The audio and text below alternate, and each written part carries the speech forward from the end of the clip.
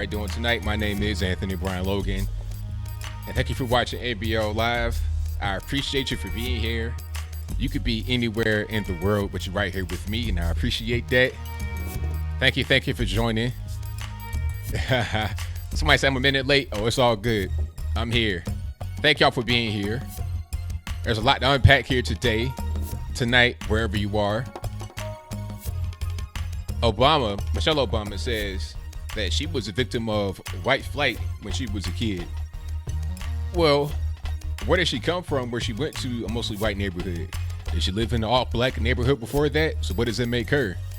Guilty of the same thing that she accuses white people of doing? Move into a better neighborhood where you don't have crime, violence, drugs, gangs, etc., so on and so forth, better schools. Why is it a bad thing to go to a better neighborhood for yourself and for your family? What is a real big deal? That's going to be a topic tonight. Also, Politicon, a whole lot of fun, a little bit of controversy, a few things going on there with that. We'll talk about that as well. You know, the whole Charlie Kirk, Nick Fuentes, all these people. You know, I've seen a lot of different things in organizations and also being on the ground. Maybe I'm able to give a better perspective rather than people on the outside looking in. But that's going to be a good one. Also, what else we got? Math somehow being racist. Is that really a thing? Al-Baghdadi, astute scholar, terrorist, who knows anymore? We'll talk about all those things and more on tonight's episode of ABL Live. And I thank y'all for joining. I most certainly appreciate you. You could be anywhere in the whole wide world, but you're right here with me live on the show. And I definitely appreciate you for that. Thank you all for coming in. Thank you all for joining. If you're just now coming in, please give me a like on the video, hit the thumbs up button. And if you are not subscribed for whatever the reason may be, maybe you got accidentally, quote unquote, unsubscribed. You're not subscribed yet. Click the subscribe button right now and click the bar right up beside it. If you click that bell, you get notified whenever I go live or post a new video. And I definitely appreciate you for that. Alrighty. Past Master Dan says you already hear notifications. Good money. Very good. All right. Thank you all for joining. Exactly, Kathleen. All 5 people are in the Ivory Tower in Martha's Vineyard. I'll talk about that right quick first. Michelle Obama talking about she was a victim of quote unquote white flight. Okay. Now, what is this thing? What is this thing called white flight anyway? You have a mostly white neighborhood. Maybe it's doing very well. A well-to-do, highly desired neighborhood where not all white folks live, but that's a different story. And black folks move in. And then you have these white families that move out. That's the general, thing that is said. But the question you got to ask yourself is, why do the white families move out? Is it simply because a black person has moved in and they don't want to live next to him? Or is it because of other things that are going on in the neighborhood? Okay.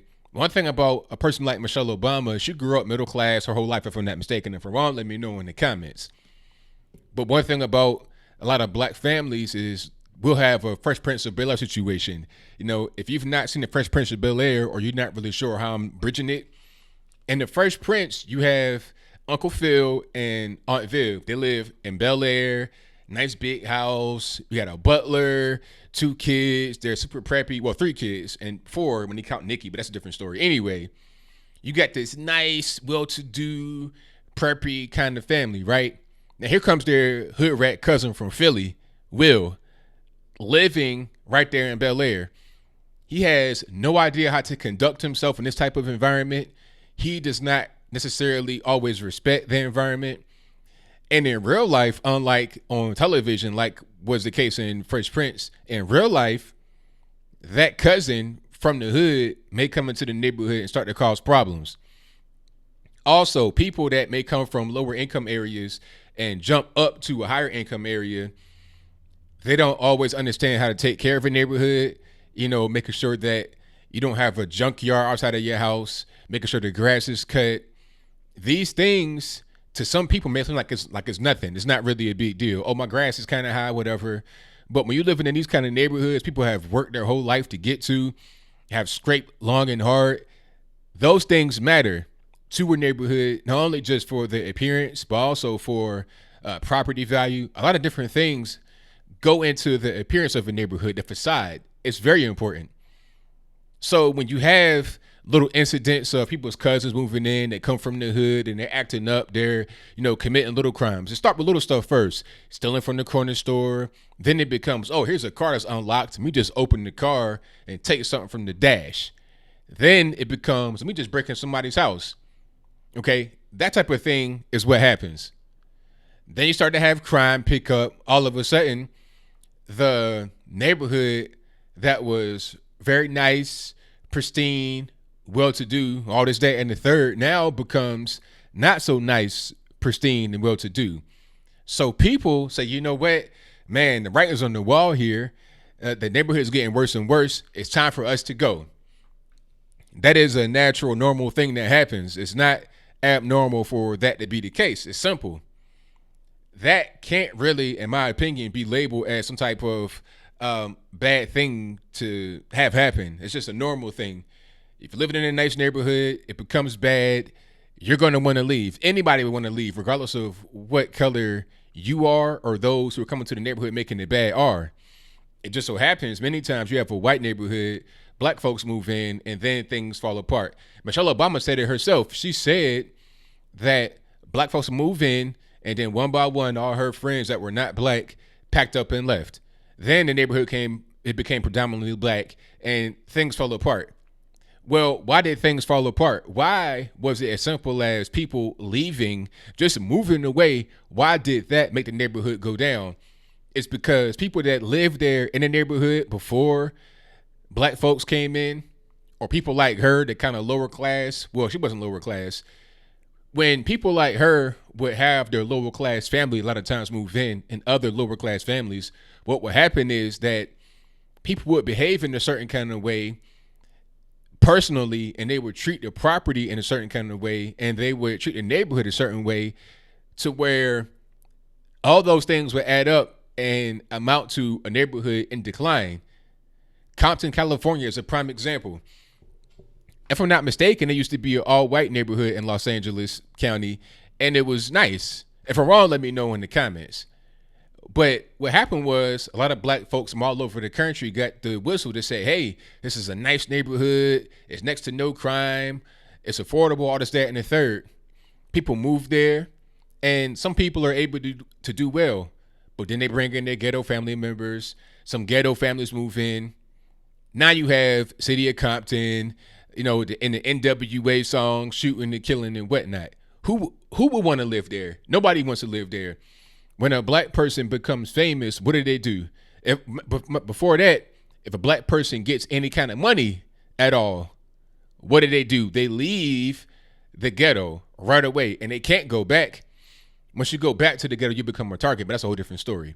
They leave the ghetto and a lot of times go to a neighborhood that is mostly not black. That's just the truth of the situation. So you can't say that the so-called white man is wrong for so-called white flight, then at the same time not say anything about black folks that leave the predominantly black areas and go to a neighborhood that is most likely majority non-black, usually white.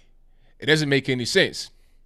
Then on the opposite side of that, you have a thing called gentrification. Now, what is that?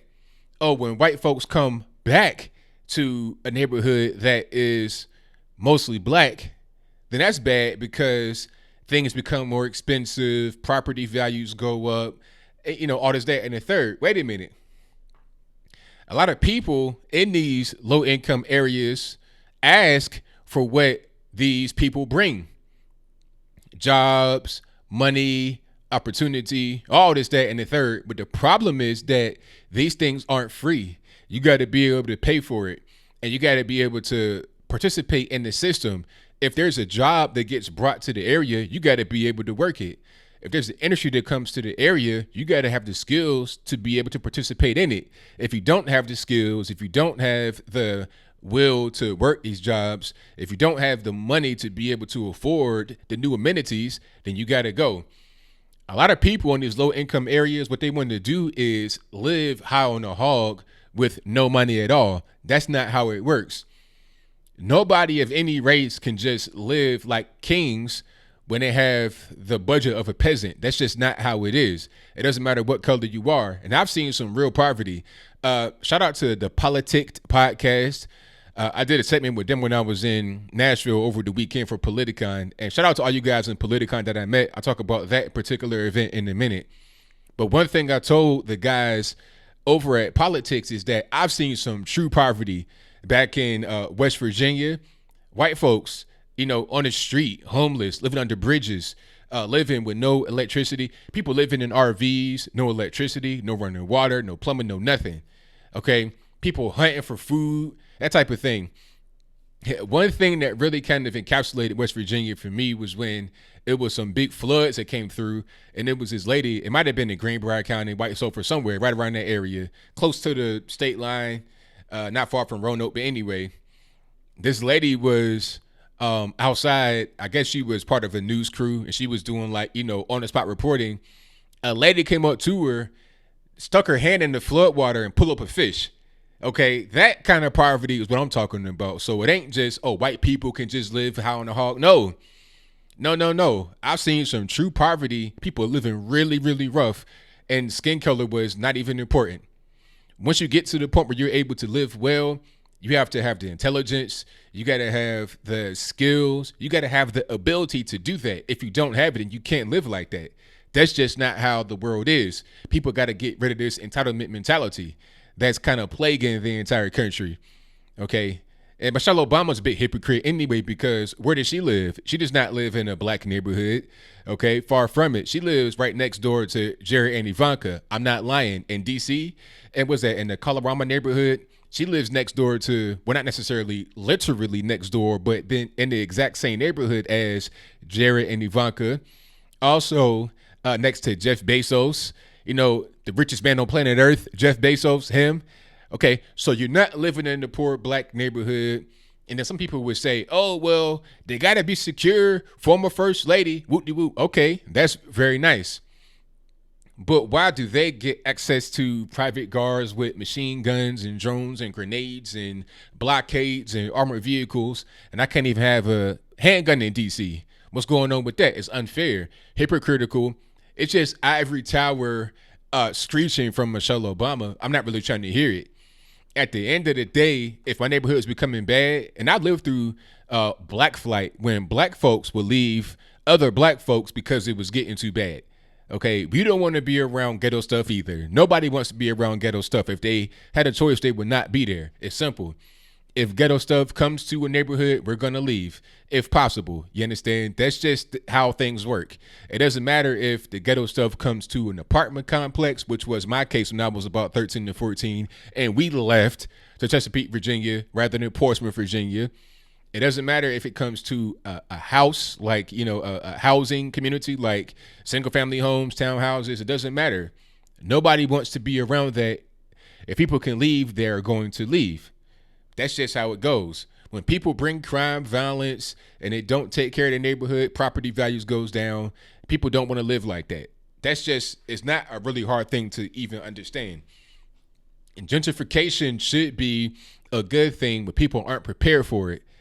All right. White flight, it shouldn't be no thing called white flight. White flight, people say that because when white people leave, the neighborhood goes bad. Is it because they left that the neighborhood went bad, or is it because people like Michelle Obama's family came and then the neighborhood went bad? It doesn't make any sense for them to leave and the neighborhood go bad. Like, what makes the neighborhood what it is? The people in it. Okay, it's simple. It doesn't matter if it's poor or what. The neighborhood is good if the people in it are good. Now, in a lot of these ghetto areas, a lot of people are good. It's not everybody that's bad. You got a few people that are causing all the problems. A few people on drugs, a few folks selling drugs, and a few knuckleheads that just don't need to be there. But they're tolerated by their family members and friends. That's why these neighborhoods are bad. And then not only just the crime element, but also the upkeep of the neighborhood. I can't stress that enough. You go to these projects in New York City, people are having their diapers go out the window, throwing trash on the floor. not caring for the neighborhood. That's a big problem. But that was on my. I had to get it. That was on my chest. I had to get it off. All right. Michelle A says she was unsubscribed from your channel twice just today. I don't know what's going on with that. YouTube, they do a lot of, it's weird. But thank you for letting me know. If I could do something about that, I would. But I'll definitely let that be known so it's known and it's out there. Oh, the California wildfires, they're saying that it was, you know what, Dan? That's a good question, Dan S. Were the fires intentionally lit? I don't think the fires were lit intentionally, but I do think that the fires could have been prevented. And I think that the policies in California made the fire be what it is. One thing that I heard is that they can't get rid of certain types of dead tree life or brush because some of the stuff is it's endangered. It's some kind of weird thing they got, some kind of environmentalism kick they're on to where they can't get rid of the brush that is causing the fire. They said this fire was sparked by a tree branch hitting a power line. How does that make any sense? I mean, I did see the footage of, a power line being struck or whatever. I saw that. But why did it spread so fast and far and endanger people like celebrities like LeBron James and all of that? They're not able to clear out the fuel for the fire to spread. That's the problem. If they're able to behave, if they're able to act appropriately and do things, what's the word I'm looking for? Proactively rather than reactively, then the fires wouldn't be what they are. But their hands are kind of tied in that situation.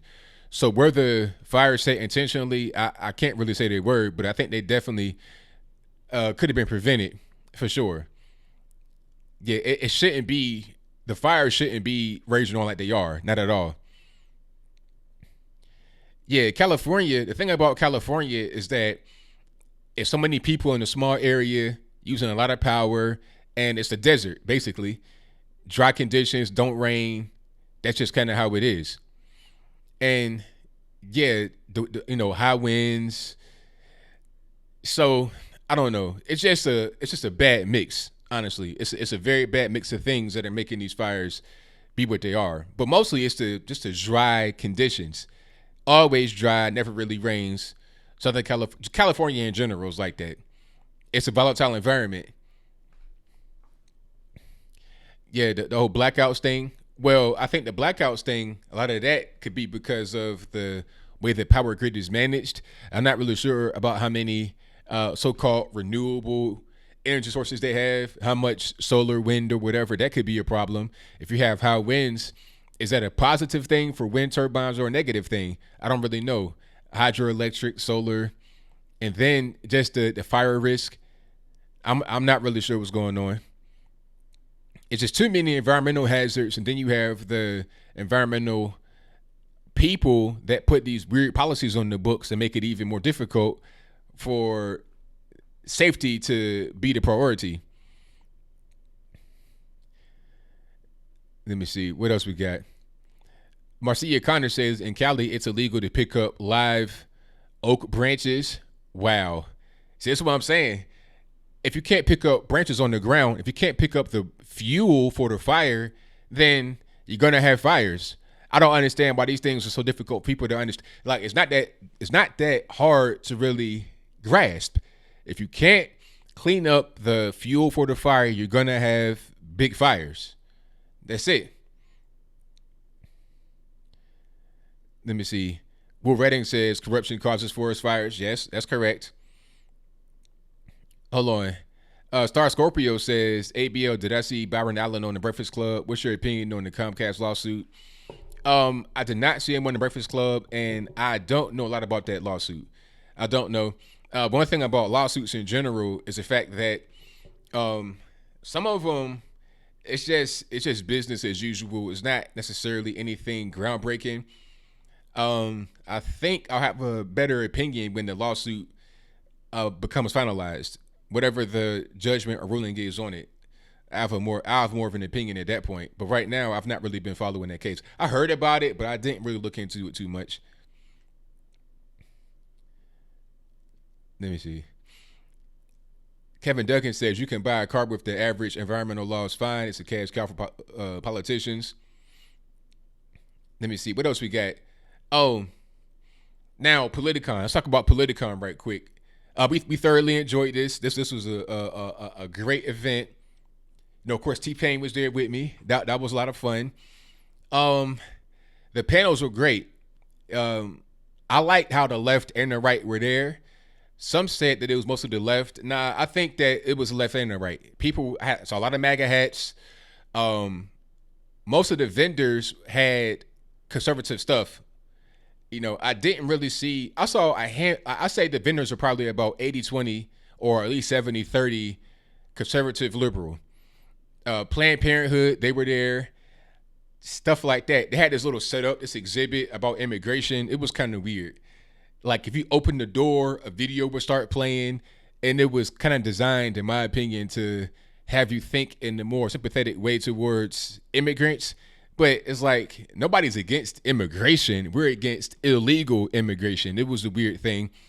But I think most of the panels that were there, most of the vendors that were there beyond the panels were conservative. People had, this one guy had Trump, what was those? Trump blazers. Like his face was all over the blazer. That was hilarious.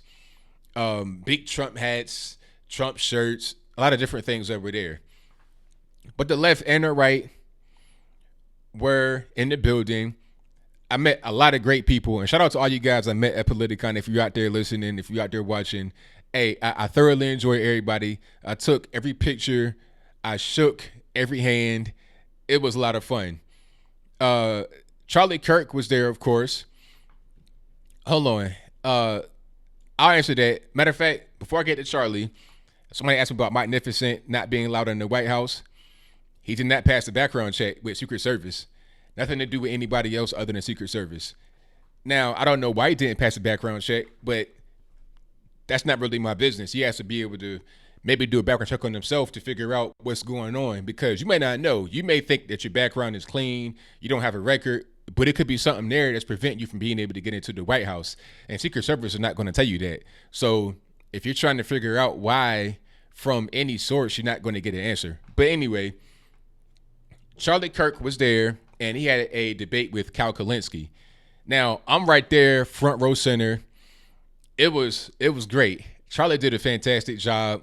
Cal Kalinske started off okay. He had a couple good points, but towards the end, I felt like he ran out of gas.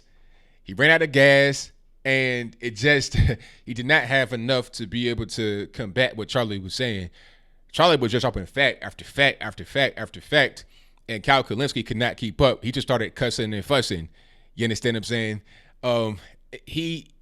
It's like if you're shooting a gun and you get 100-round magazine and you're just firing off, and the other guy, he has, a 10-round mag. After, you still shooting your 100 rounds, he is done.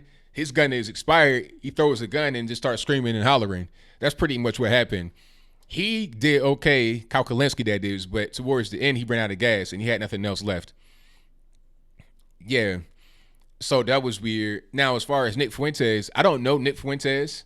I've never talked to him. I've never seen any of his content, so I don't know. But all I know is that it was rumored that he might be a troll because it was something on Twitter that he posted. And it was also somebody that got fired from Turning Point for taking a picture with him, allegedly. I'm not sure if that's why she got fired, but that's the thought process. The thought process is that somebody worked for Turning Point USA. They got fired because it took a picture with Nick Fuentes, and all eyes are on Charlie Kirk as some kind of anti-free speech person. Just because I'm an advocate for free speech does not mean I want you to ruin my event or come troll it, if that is what was going to happen. So it is what it is. Yeah, I really didn't see Nick too much all throughout the event. I was there the whole time, Saturday and Sunday. I didn't really see him. I don't know where he was at. But at the end of the day, Nick Fuentes is a guy that was wanting to get into the event and ask some questions, but was not allowed to get into the event. But yeah, I don't know a lot about him. So I have to look into him to give an opinion about him, but I don't know. Other than that, the debate was good. Now, as far as Tommy versus Anna Kasparian, oh, okay. Hold on. Is this true? Z Jorat says Nick Fuentes was in Charlottesville with David Duke. Yeah. If that's true, I don't know for sure or not. If it is, you don't want anybody like that anywhere around you. That's a toxic person. If that's the case, I'm not saying it is or it isn't. But anyway, Anna versus Tommy Lauren. It was a good debate. Anna just talking a whole lot. Anna was talking a whole lot, and the moderator was that with Clay Aiken. I'm not sure if Clay Aiken was there. Clay Aiken was a moderator at one of the debates. It might have been Tommy versus Anna. It was really weird. I'm sitting there like, is that Clay Aiken? It's like, what are you doing here? That was really random. But anyway, he was a moderator. The moderator did not allow Tommy to have equal time with Anna. Tommy would try to overtalk her. Then it became a screaming match. And at that point, nobody can hear anything. So it was really weird. Tommy had the best points, in my humble opinion. Anna really didn't. She was just kind of rambling. Charlie talked a lot as well, but Charlie was just delivering facts on facts on facts on facts. Anna was not doing that. She was just talking a lot. Was it Michael Knowles?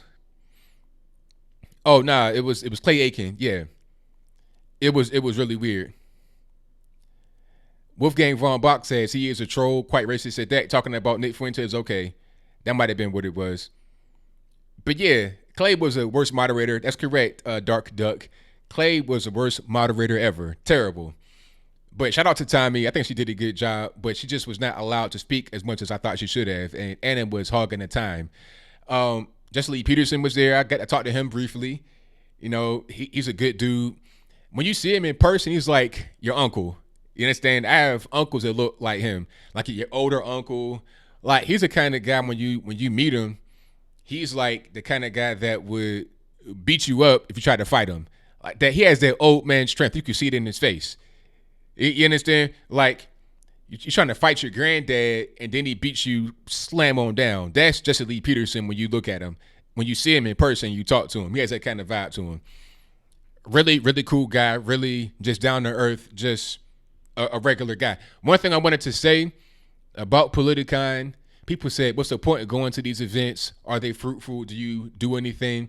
The main thing I was able to do was network, first of all, meeting a lot of people that know who I am, fans, supporters, friends. Also meeting people that I admire. People like my man, Glenn Jacobs, who is a current mayor of Knox County, Tennessee. Also known as Kane from WWEF. Oh man, that was great. To be able to talk to him just for a brief period of time, shake his hand, take a picture. I mean, it meant the world to me, for real.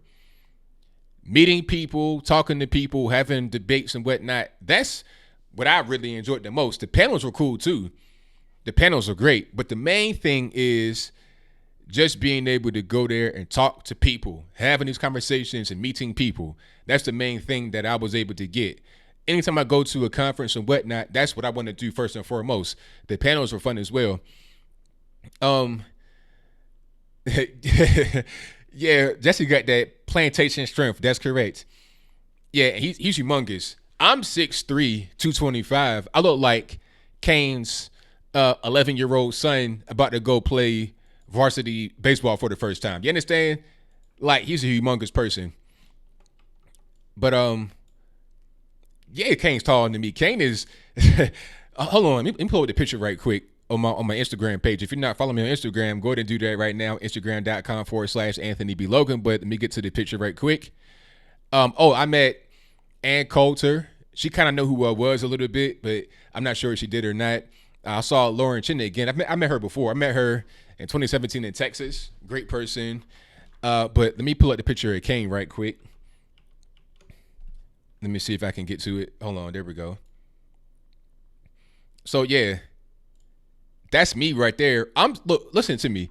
I am 6'3", 225 pounds. This is Kane next to me. I look like his 11-year-old son getting ready to go to my first year in middle school. He's humongous. And he's tall, but he's also wide and just big. Big for no reason. So shout out to Glenn Jacobs, aka Kane. This was my best moment right here. But yeah, I met a lot of people there. People that you would never think would really be into politics. You never can judge. Oh, and shout out to my man Uber guy. We had a great debate with this Jewish lawyer, old guy. Had to been in the 70s. He probably was drunk as well, but that's a different story. That debate was crazy. That debate, I was on Uber guy's channel live. He dropped the N-word and everything twice. I was like, this dude's off the chain. Nobody got offended. Nobody got butthurt. We were laughing and just, talking about the points. He didn't say the N-word like F you N-word. He didn't say nothing like that. It wasn't even, you got to hear the context. You know what I mean? We're not going to be butthurt. But see, the problem is some people are going to get butthurt. But I think he knew that we were smart enough to not really get mad. So, yeah. But what else we got here? It was a whole lot going on. Did you see that in 1997? Yeah. Uber got my man. I see you in the chat. Hey, that debate was crazy. That debate was wild. Yeah, that dude was crazy. He was off the chain. But he was a lawyer, so lawyers love arguing.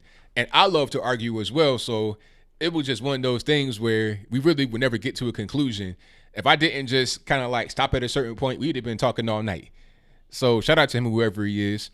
Oh, Sarah Huckabee Sanders did a good job as well at the during the panel. She did fantastic.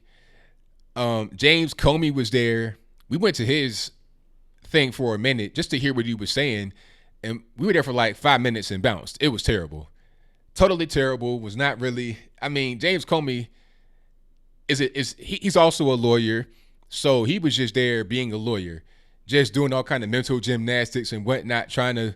It was just after a while you get tired of hearing him talk. Really, at the end of the day.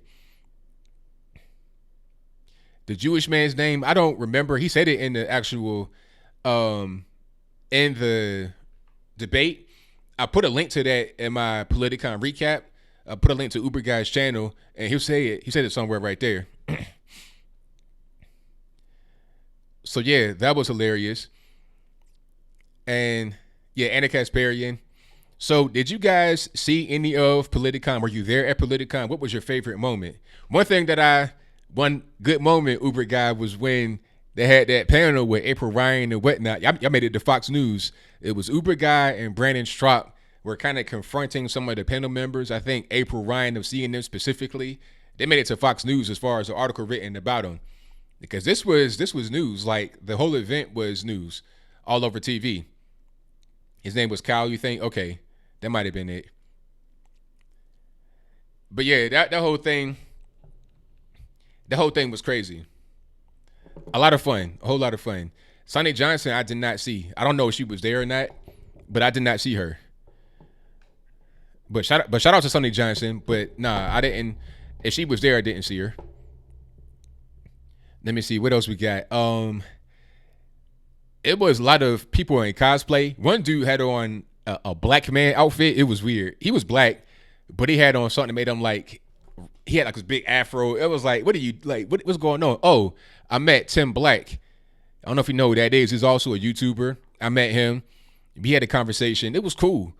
Hannity, yeah, met Hannity, met Sean Hannity. Hannity's a funny guy. Ain't that right, T-Pain? Hannity's a funny guy. I met him, Ann Coulter, saw Lauren Chin again. A lot of people. Let me see. But it was a lot of different people that were there. Hannity was a cool guy, a funny guy. Yeah. I thought Hannity would be taller in person, but he's like probably about 5'9", maybe 5'10" at the most, probably about 5'9". Michael Moore, what happened to Michael Moore? I don't know anything about a Michael Moore story. Robin? I'm not telling the story, T-Pain. I'm not telling the story. Maybe I'll tell the story one day. I ain't telling it right now. But, I met a guy. Have I ever met Trump? No. I've been in the White House twice, but I've not talked to Trump specifically. I was in the White House twice, and I went to a Trump rally once. where he was right there, but I've not talked to him specifically. I got a picture with a Trump. I got a picture with a Trump impersonator. I have this right here. Hey, I'll say it's real. Haters will say it's fake, and that's okay. But I got a picture right there. It's close enough. That's how I feel. Close enough. It ain't Trump, but hey, this guy right here will do. But I will say this guy did a very good job with his outfit. I said, hey man, you got the whole thing down. You got the tie, the long red tie. You got the white up under your eyes. You got the little facial expressions. You're doing a pretty good job with your cosplay. I'm not really mad at the cosplay effort. So I gave him a compliment. He was cool. But yeah, I mean, Politicon was a lot of fun. I implore anybody that is able to go to a con like this, go ahead and go. You have some fun. I met some fans of the show. Yes, I did. Quite a few fans of the show. Anybody from InfoWars? Not that I was able to recall. I don't think so. Let me see. 510.5. Is that Sean Hannity's site? I mean, maybe so. Yeah, I did meet Trump Jr. at AntFest. Yes. His suit could be a little bit different, chosen for a reason. But I thought he did a pretty good job. They say he looked like Cocaine Mitch. That's hilarious. All right. Have I met Mark Dice? No, I've not met Mark Dice. I've not been in the same place with him before, but I love to meet him. I'm a big fan of Mark Dice. Shout out to Mark Dice. But no, I've not met him before. I met my man Vincent James from the Red Elephant. Shout out to him. He was at the con. I had left one panel and he said, Anthony. And I turned back. I didn't recognize him because he didn't have his Red Elephant's hat. And then he said, hey, remember me? Or do you know me? My name is Vincent. And I heard his voice. I recognized his voice right away instantly. He has a pretty distinct voice. So I recognized his voice right away. I'm like, oh, yeah, Red Elephant. So, yeah, I met him. So shout out to my man Vincent James from Red Elephants. Let me see. What else we got? And Coulter was very nice. Very, very nice. Yep. Oh, Brandon Strock was there. I met Brandon Strock in Miami, but he was there. All right. What else we got? We'll talk about a lot of different things, though. But Charlie Kirk, I think Charlie Kirk versus Kyle Kalinske probably was the main event for me. Al Franken was there, but we didn't stay to see him. It wasn't really something that was important. Caitlin Bennett, I did not see her. So maybe she was there, but I did not see her. LJLX says, tune in for the first time live. Love watching your recorded videos because you keep it real. Blessings from the UK. I thank you for that. I definitely appreciate you. I know it was late for you over there in the UK, but thank you for watching up live with me. I appreciate it. I have one more trip I'll be doing. Well, not really a trip, but one more event I'll be going to as far as the next month is concerned, and that'll be November the 10th. I'll be in Atlanta up in Buckhead for the Blexit rally. That'll be Candace Owens, Brandon Tatum, Rob Smith, I think David Harris Jr., and a few others will be there. Brandon Tatum was not at Politicon. Candace Owens was not there. Candace Owens would be at the Blexit rally in Atlanta. I think Candace was at something else. It might have been something in Memphis happening. It might have been CPAC or something else, or a Turning Point event. Let me see. Yeah, Al Franken. I did not even see Al Franken at all. James Carville was there. I heard James Carville was drunk off Ambien and liquor. It's like, Doc, you can't be drunk going on these panels. And he sounded drunk because when he was on the stage with Sean Hannity, he was kind of babbling, not making any sense. I'm like, okay, Hannity's like hammering the guy. Not even, it was, I don't know if it was a debate or what. It just seemed like Hannity made sense when he was talking like he was sober, and James Carville was not sober. So if somebody's drunk as a skunk, halfway sleeping, and they talk, you can sound like a Greek guy. You can sound perfect when you're talking next to them because they're not making any sense. Let me see. Okay, I'll check that out, Rapper 10,000, but I've not seen that. I've not seen that from Will Johnson, that particular video, but I will check that out and see what's going on. Levin Beck, I did not see any of them there, but if you're asking me which one would I prefer, I say Levin for sure.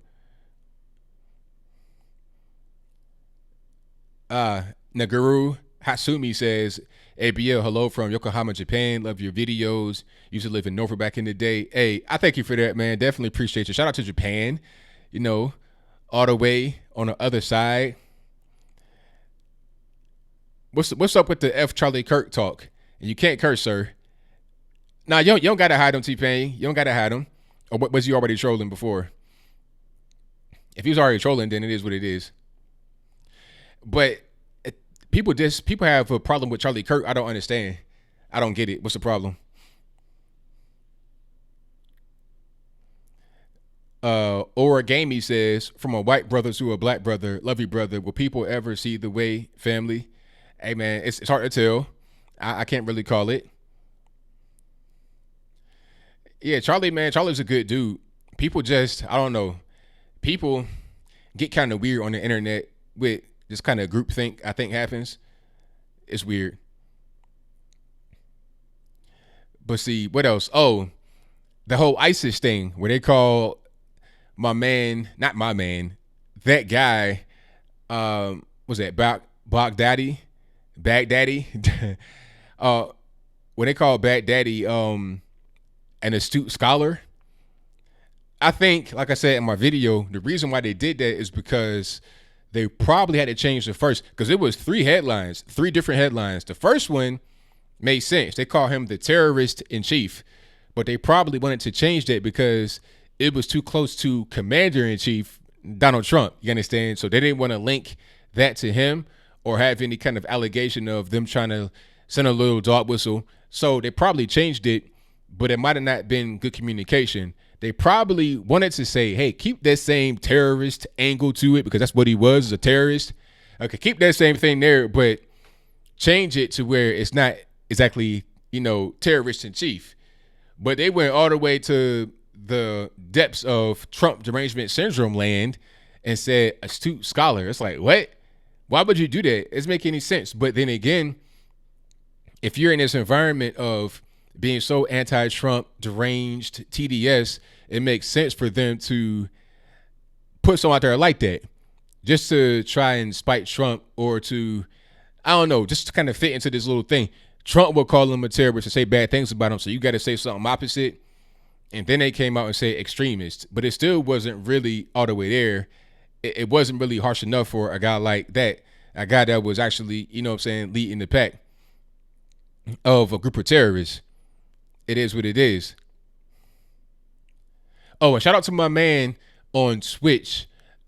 His channel is called, I know his channel. I almost forgot it. Hold on. I'm gonna get his channel. His channel was, I'm gonna pull it up. Hold on. I'm going to pull it up right now because I followed it. And it is I'm Really Important. That's his name. His channel is called I'm Really Important. Now, that seems kind of vain and whatnot, but he's really, really cool. Really, really nice guy. On the left, but a really nice guy. I was on the stream for a while talking, and we got some good content over there.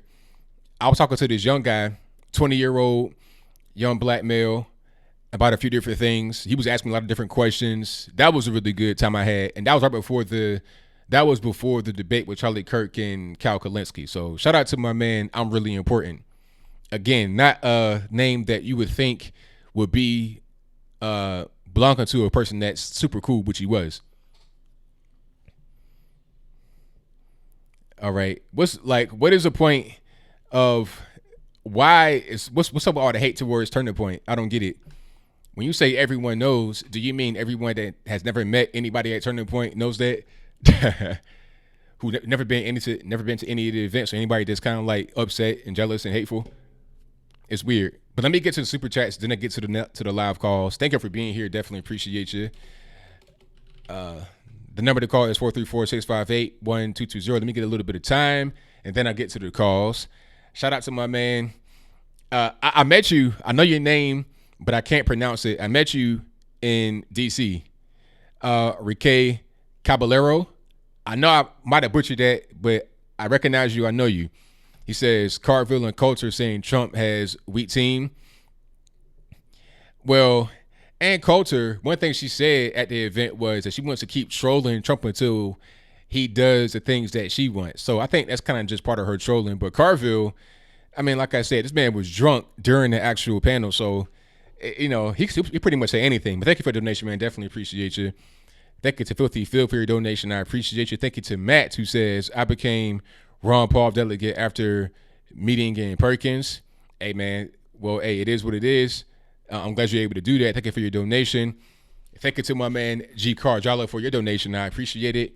Thank you to Will Redding, who says, should I be worried about having all these old math books? Hey, man, you should be fine for now. I don't think that lunatic that was on Water's World or whatever that was will get into higher office, but thank you for your donation. I definitely appreciate you. Shout out to Lala Duty Incarnate, who says, LA Times says HIV meds will be over the counter in California soon. Hey, they got to do that because you got so many junkies out there banging needles and catching HIV. They have all these problems because they're not getting to the source of the problem. They're just making it worse by making it more comfortable. But thank you for your donation. Definitely appreciate you. Thank you to Terry for your donation. I appreciate you as well. Shout out to Marco Grande, who says, I'm still laughing at the 2 + 2 = white supremacy lady. That lady was crazy. If y'all didn't see that video on that, it was this lady wearing a hijabi scarf, not lying, true story, white lady, talking about math is racist and stats are racist. It was a mess. But yeah, she's crazy. Hopefully she does not get into a position of power, although I think she is a professor right now, which is a still bad place for her to be. But thank you for your donation. I definitely appreciate you. Thank you to Stacy Felice, who says, my family was one of the last to flee a predominantly black neighborhood, and we were harassed and bullied for being one of the few white families still there. Exactly. So what choice do you have? Nobody can say, oh, you know, they just left the black people because they hated them, this, that, and the third. It's like, no, I have no choice but to leave. I gotta go. I'm not wanted here. You know, it's like, okay, when a neighborhood becomes more and more non-white, usually black, in this particular case, if you are a white family that's there, you're like a target. You got a big target on your back. So you got to leave. And when you do leave, you are still wrong because that's called white flight. If you come back, that's gentrification because, oh, you're going to bring a Starbucks and you're going to bring jobs and money and resources and education, even though that's what's needed in the community. But I digress. You can't win for losing if people are attributing your arrival, departure, or remaining in a place a bad thing because you're white. You can't win. But thank you for your donation. I definitely appreciate you. Thank you to Lori 00 says, love you, ABL. Oh, I appreciate you for that. And that's everybody right now for Super Chat. Thank y'all for being here. I really appreciate you. Did I get everything before I get to the calls? Hold on, let me see.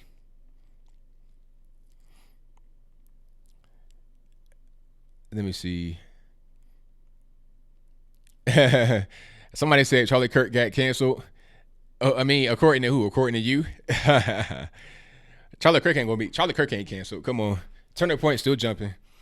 All right. Let me see. Janet Ben says gay Christians that aren't attempting to be celibate are not following the Bible. I mean, I don't know. That's one thing. I don't agree with I don't agree with the homosexual lifestyle. That's just not me. But I'm not going to be hating somebody because they're gay. Not saying you are, but I'm just saying that I'm not. And furthermore, people that say you got to be an adherent to the Bible, I don't know. I don't like getting into their argument because I feel like nobody is an adherent to the Bible. I feel like Jesus died for all our sins, right? We're all sinners. So none of us are adherent to the Bible. None of us are perfect. So, I mean, I don't really get into the religious talk personally. I'm not religious because it's so many contradictions. There's so many ways to interpret it. I respect Christian values. I respect Christians 100%. But I don't like getting into these little debates because what you have is faith mixed with fact. And it just gets kind of weird for me. But like I said, I'm not here to judge anybody. I'm not here to hate on anybody. I'm just here to have the policies on the books get followed. You know, gun control don't need to be there. Abortion don't need to be there. The border need to be secure. I'm not really worried about the spiritual stuff because that's not really where I'm at. It is what it is. Exactly, Bellis.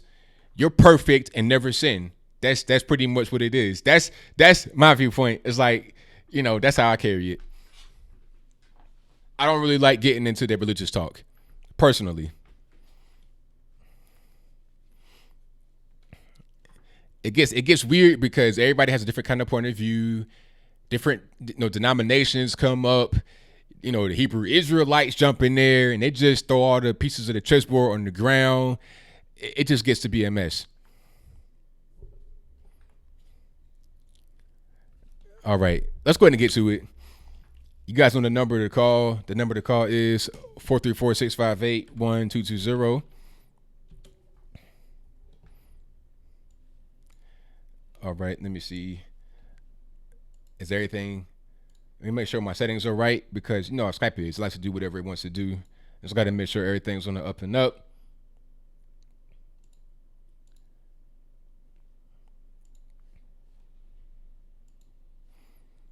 All righty, 780. You're on the line. Who am I speaking to? Okay.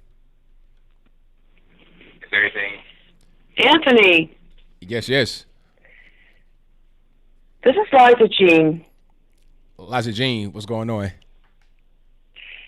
Calling from Canada. All righty. I'm sorry to hear about. I called you was. Go ahead. What? No, go ahead. Well, of course we know Justin Trudeau. That's globalist stuff, right? Yeah. And I'm calling you totally from my heart. You may not want to hear what I have to say, but I have to say it. First time I called you was over 2 years ago. I was just reaching out to someone who, shared my values, and you took my call. I was on the road. I won't go into the circumstances, but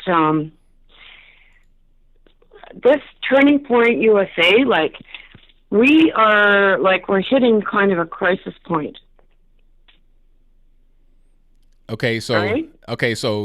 You gotta explain what you mean a little bit.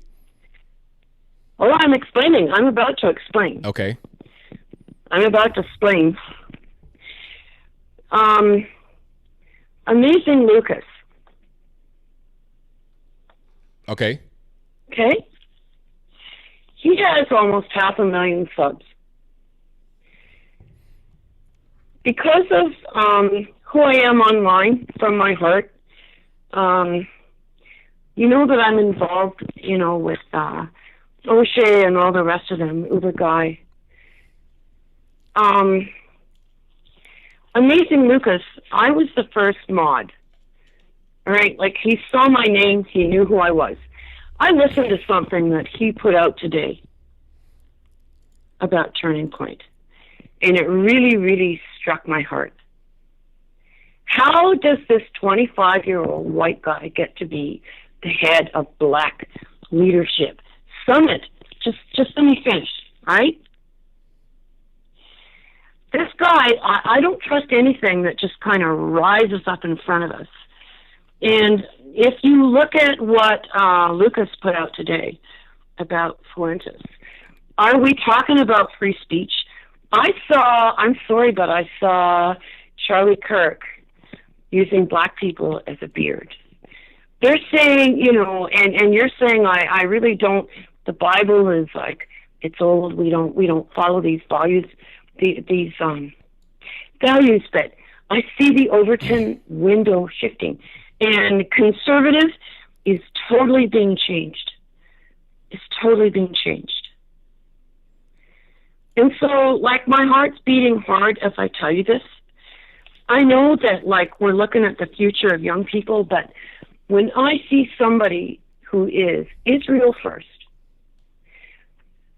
this 25-year-old man has, you know, like, huge backing, and it doesn't feel right to me. I mean, okay, I understand what you're saying, but like, and there's a lot of people looking for the truth. There's a lot of young people looking for the truth. We got to get to the point. Media, Liza Jean, we got to get to the point here a little bit. I don't mean to be rude, but you got to get to the point. Yes.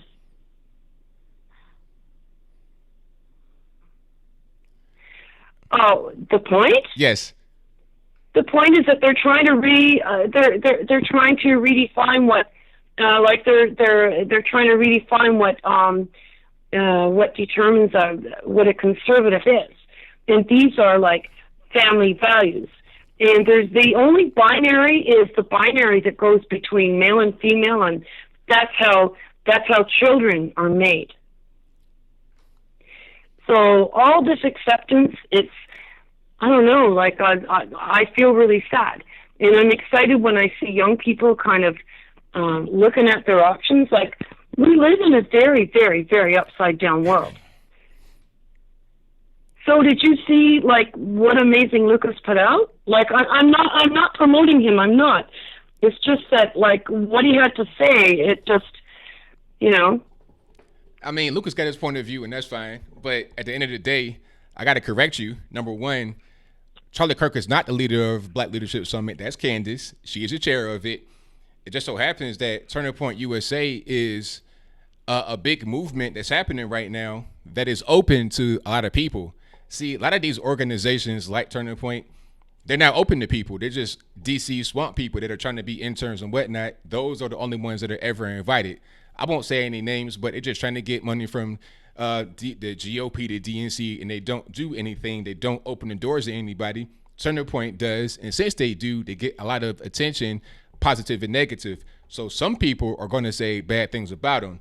Now, as far as Charlie and the Culture War event that happened where Rob Smith was there, who is the person you're talking about, the gay Black conservative. First of all, those are my friends. Rob is my friend, so is Charlie. And the whole point of saying that Rob is gay and he's Black is because of, I'll give you an example. When I was at the Politicon event, I'm looking at a panel where everybody on stage is white and they're talking about guns. And this random white guy talks about, oh, well, the Black community, they say that they don't really like guns. They want strong gun control. And I was like, wait a minute, I'm right there in the front row. I give him a big thumbs down. I'm a Black guy. I disagree with what you're saying. Like, how are you even going to talk like that? That's why I'm there at that moment to give him the thumbs down. That's not the only reason why I'm there. But when I did that, that whole argument went away. People say, oh, you can't use identity politics. The reason why Rob Smith is there is to kill a lot of these arguments. Like, you can't be gay and be conservative. I'm not really worried about what you do behind closed doors. I don't agree with it, but I don't really got to agree with you to fight these battles that are more important than who you sleep with at night. That's not even my business. My business is what's going on with this country right now. So people don't really agree with it. It is what it is, man. But you got to be able to move past that and get with the times. I'm not going to engage in that just because I say that I don't mind him being gay. You know, I got family that's gay and I love him. I love him still. I'm not going to be like, oh, I hate you because you're gay. If you are able to fight this battle with me, I don't care about what you do as long as it's legal. Let's fight the battle together and have that be that. People can't really accept that all the time, and that's fine, but not everybody's going to accept it. It is what it is. You know what the most important thing that you just said is? What's that? What you do behind closed doors. And it needs to stay what you do behind closed doors. And I'm seeing drag queens with children's story hour with their genitals hanging out. Let's not make sex front and center, please. Just please. Just keep it like, this is what, to me, this is what conservative is. You know, like, what happens between closed doors between two people, like, sex is binary. It takes, and what they're trying, like, I see that we're moving into a totally different world. We really are. But I'm conservative. I'm very traditional. Male, female, make children. And we can be accepting of people who, aren't. It's just when people flag their flags, and I just see an oppression Olympics, and it's wrong. It's wrong. Like, sex to me is very sacred, okay? Okay. And it needs to be something that's private, but it's all being flashed in our faces. All right. I mean, I don't think Rob was. So Hold on. Don't yell. Just relax.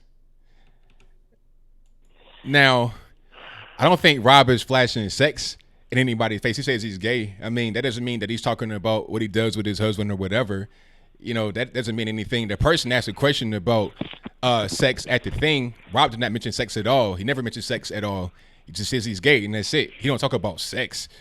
I mean, people just take these things to the extreme and get kind of weird with it. But I don't want to cut you. I don't mean to cut you off right here, but I got a lot of calls online. Thank you for the call. I definitely appreciate you. All right. Wow, that was that was a way to start. Hey, but I'm gonna talk about Turning Point right quick. People don't like Turning Point because they're open to people. A lot of these groups you would never be invited to. I'm not gonna say no. I won't say no names, but it's a lot of groups you out there would never ever know about. They will never invite you. All they're concerned about is getting money. They say they work for you. They say they help you. Young this, young that. They will never ever invite you. But Turning Point opened the doors to people like me. They help me and other people get out there and get to the world where nobody else will give us a chance. People gotta stop hating, man. That's all I gotta say. But I'll move on to the next call. I'm not gonna say no. I won't say no. Lil King, what's happening? What's up, man? You out there? That last intense. Sorry, I'm trying to pause, but it's not letting me. All right, are we good? We're good. All right, man. That last call is intense, man. Yeah, it was. but I get that people are upset, right? Because it feels like conservatism it's become the edgy thing. Back then, if Mary is triggering you guys, I'm sorry. I'm not a kiddie diddler, so don't even think like that. But yeah, people are they don't like it that we're becoming edgy now, and we're getting people who are like libertarians getting involved, right? So, but I mean, at the same time, there's so many things there's so many issues under the conservative umbrella. You can't just look at it from a religious perspective. You know what I mean? Yeah. I mean, I think the thing about it is people don't understand what's going on in this country. They look really on the surface level. They think deep as a kiddie pool.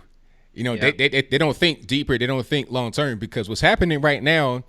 I'm gonna tell you a quick story. When I was at the event in Politicon, I sat next to a young man. He was 20 years old, and I was talking about how, like, a couple of years ago, he was in high school. When I was his age, or at that time, a couple of years ago, 9/11 happened. Yeah. I was telling him about this. I was a baby when that happened. And then he said that in high school, the Milo at Berkeley incident was in his textbook. And they were talking about how racist and whatnot he was. So people don't understand what's going on out here. The liberal establishment are taking over the entire country. You're talking about education. You're talking about the government. You're talking about everywhere. So we're fighting a battle that's much deeper than what it was before, and it's much more complex. So when you're talking about, we can't have everybody on board, you ain't gonna have nobody on board. And then you just lose altogether. So it's like, okay, what do you want? Do you want libertarians that are going to be allied with you and help you? You still retain your values, but have libertarians over here, people that are gay or whatever they do over there. If everybody's on the same page and say, we don't want these crazy extremists to be in our schools, we don't want the border to be wide open, we don't want drugs to be coming across the border, we don't want junkies to be shooting up in the middle of the street in front of kids. If we're going to get together and fight for those particular values, why are you crying about people that normally wouldn't be in the party being here? If they weren't here, you would just lose altogether, because they'd be on the other side beating your head in like they were before Trump came into office. So people got to just stop. I just think the problem is, I feel conservatives are trying to prove, we're not racist. Like, if you look at the Donald on Reddit, it's like 80% of the threads are pictures of black people saying, I'm conservative, or an Asian or a woman, right? We're spending so much time trying to prove something that wasn't true to begin with. And I think that's what's frustrating. We're kind of virtue signaling as well, which is the funny thing. But the other thing I wanted to talk to you about, it has to do with wrestling. I'll be quick about it. I don't know if you've heard about this, but there's this wrestler named Jordan Miles, right? And what do you think when you look at this shirt? I can't really see it. It looks like teeth. I mean, I see it now. It looks like, Jordan Miles. But I could see somebody saying that might be blackface. Is that what it is? Yeah. So what happened was they made the shirt. They asked him, "Do you approve of the shirt?" He said yes.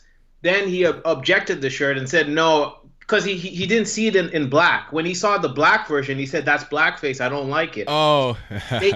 they didn't release the shirt, right? But a month later, which is now, he went on a tirade, man, like a long post on his Twitter, all his social media, saying how WWE is racist and all these things. And then you would think, okay, he wants to leave the company, so he's going to go where he was before. Now he's burning bridges with the other company, saying, I don't want to go back there because the black people there are Uncle Toms and things like that. Wow. It's insane. And I'm here trying to be reasonable and say, okay, he was offended. I don't understand why he's offended, but he has to be professional. And I couldn't believe the responses I was getting. People were saying, well, black people have been through so much. And I said, the level of professionalism has to be the same. Don't you guys want to treat us special? I don't want to be people to pity me and say, oh, you can just do whatever you want. You can go on a rant like that. And the thing that pisses me off the most is he's not going to get suspended. What's going to happen if he gets suspended or he gets fired? Everyone is going to cry racism, right? It's just insane to me what's going on in the world, man. Yeah, I hear you, man. It's crazy, but yeah, that I don't know. It's like such small things get people so triggered. It's like, man, come on, what are you doing? I swear, when I first saw the shirt, I didn't really think of blackface. It's not until people said it to me, because his character, he smiles a lot, so I kind of got that. But the whole blackface thing, man, people have a lot of anger. It's nuts. Oh yeah, definitely. It was good talking to you as always, and have a pleasant evening. All right, thank you for the call, man. Definitely appreciate you. Peace. All right, thank you to my man Nolo King for the call. Most certainly appreciate him. You guys on the drill. The number to call is 434-658-1220. Yeah, shout out to my man Lucas though. But Lucas is making videos lately that I don't agree with. But Lucas is still my dog. 100%. But I think that I'm correct on what I'm saying. Matter of fact, I know I'm right on what I'm saying. If you don't get people to be allied with you, to be on the same side with you that you don't always agree with, then you're going to lose. People trying to be so traditional and all this and that, and the third, and end up losing all the rights that they were trying to fight for. So it's like, what are you even doing? You might as well just lay over right now and tell the left, hey, do whatever you want. Send kids to drag queen school when they're 2 years old. Just do that. Since you're not going to have any allies, just fight your own battles on the hill by yourself and see how that work out. But let me get to the next call. 308, you're on the line. Who am I speaking to? Hello.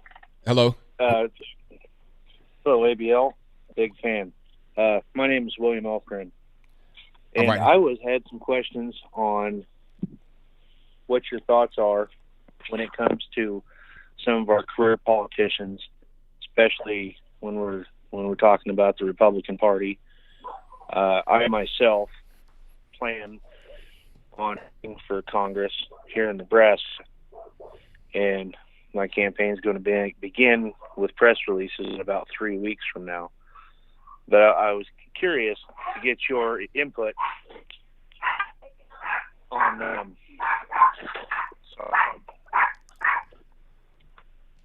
I was curious to get your input. Sorry about that. I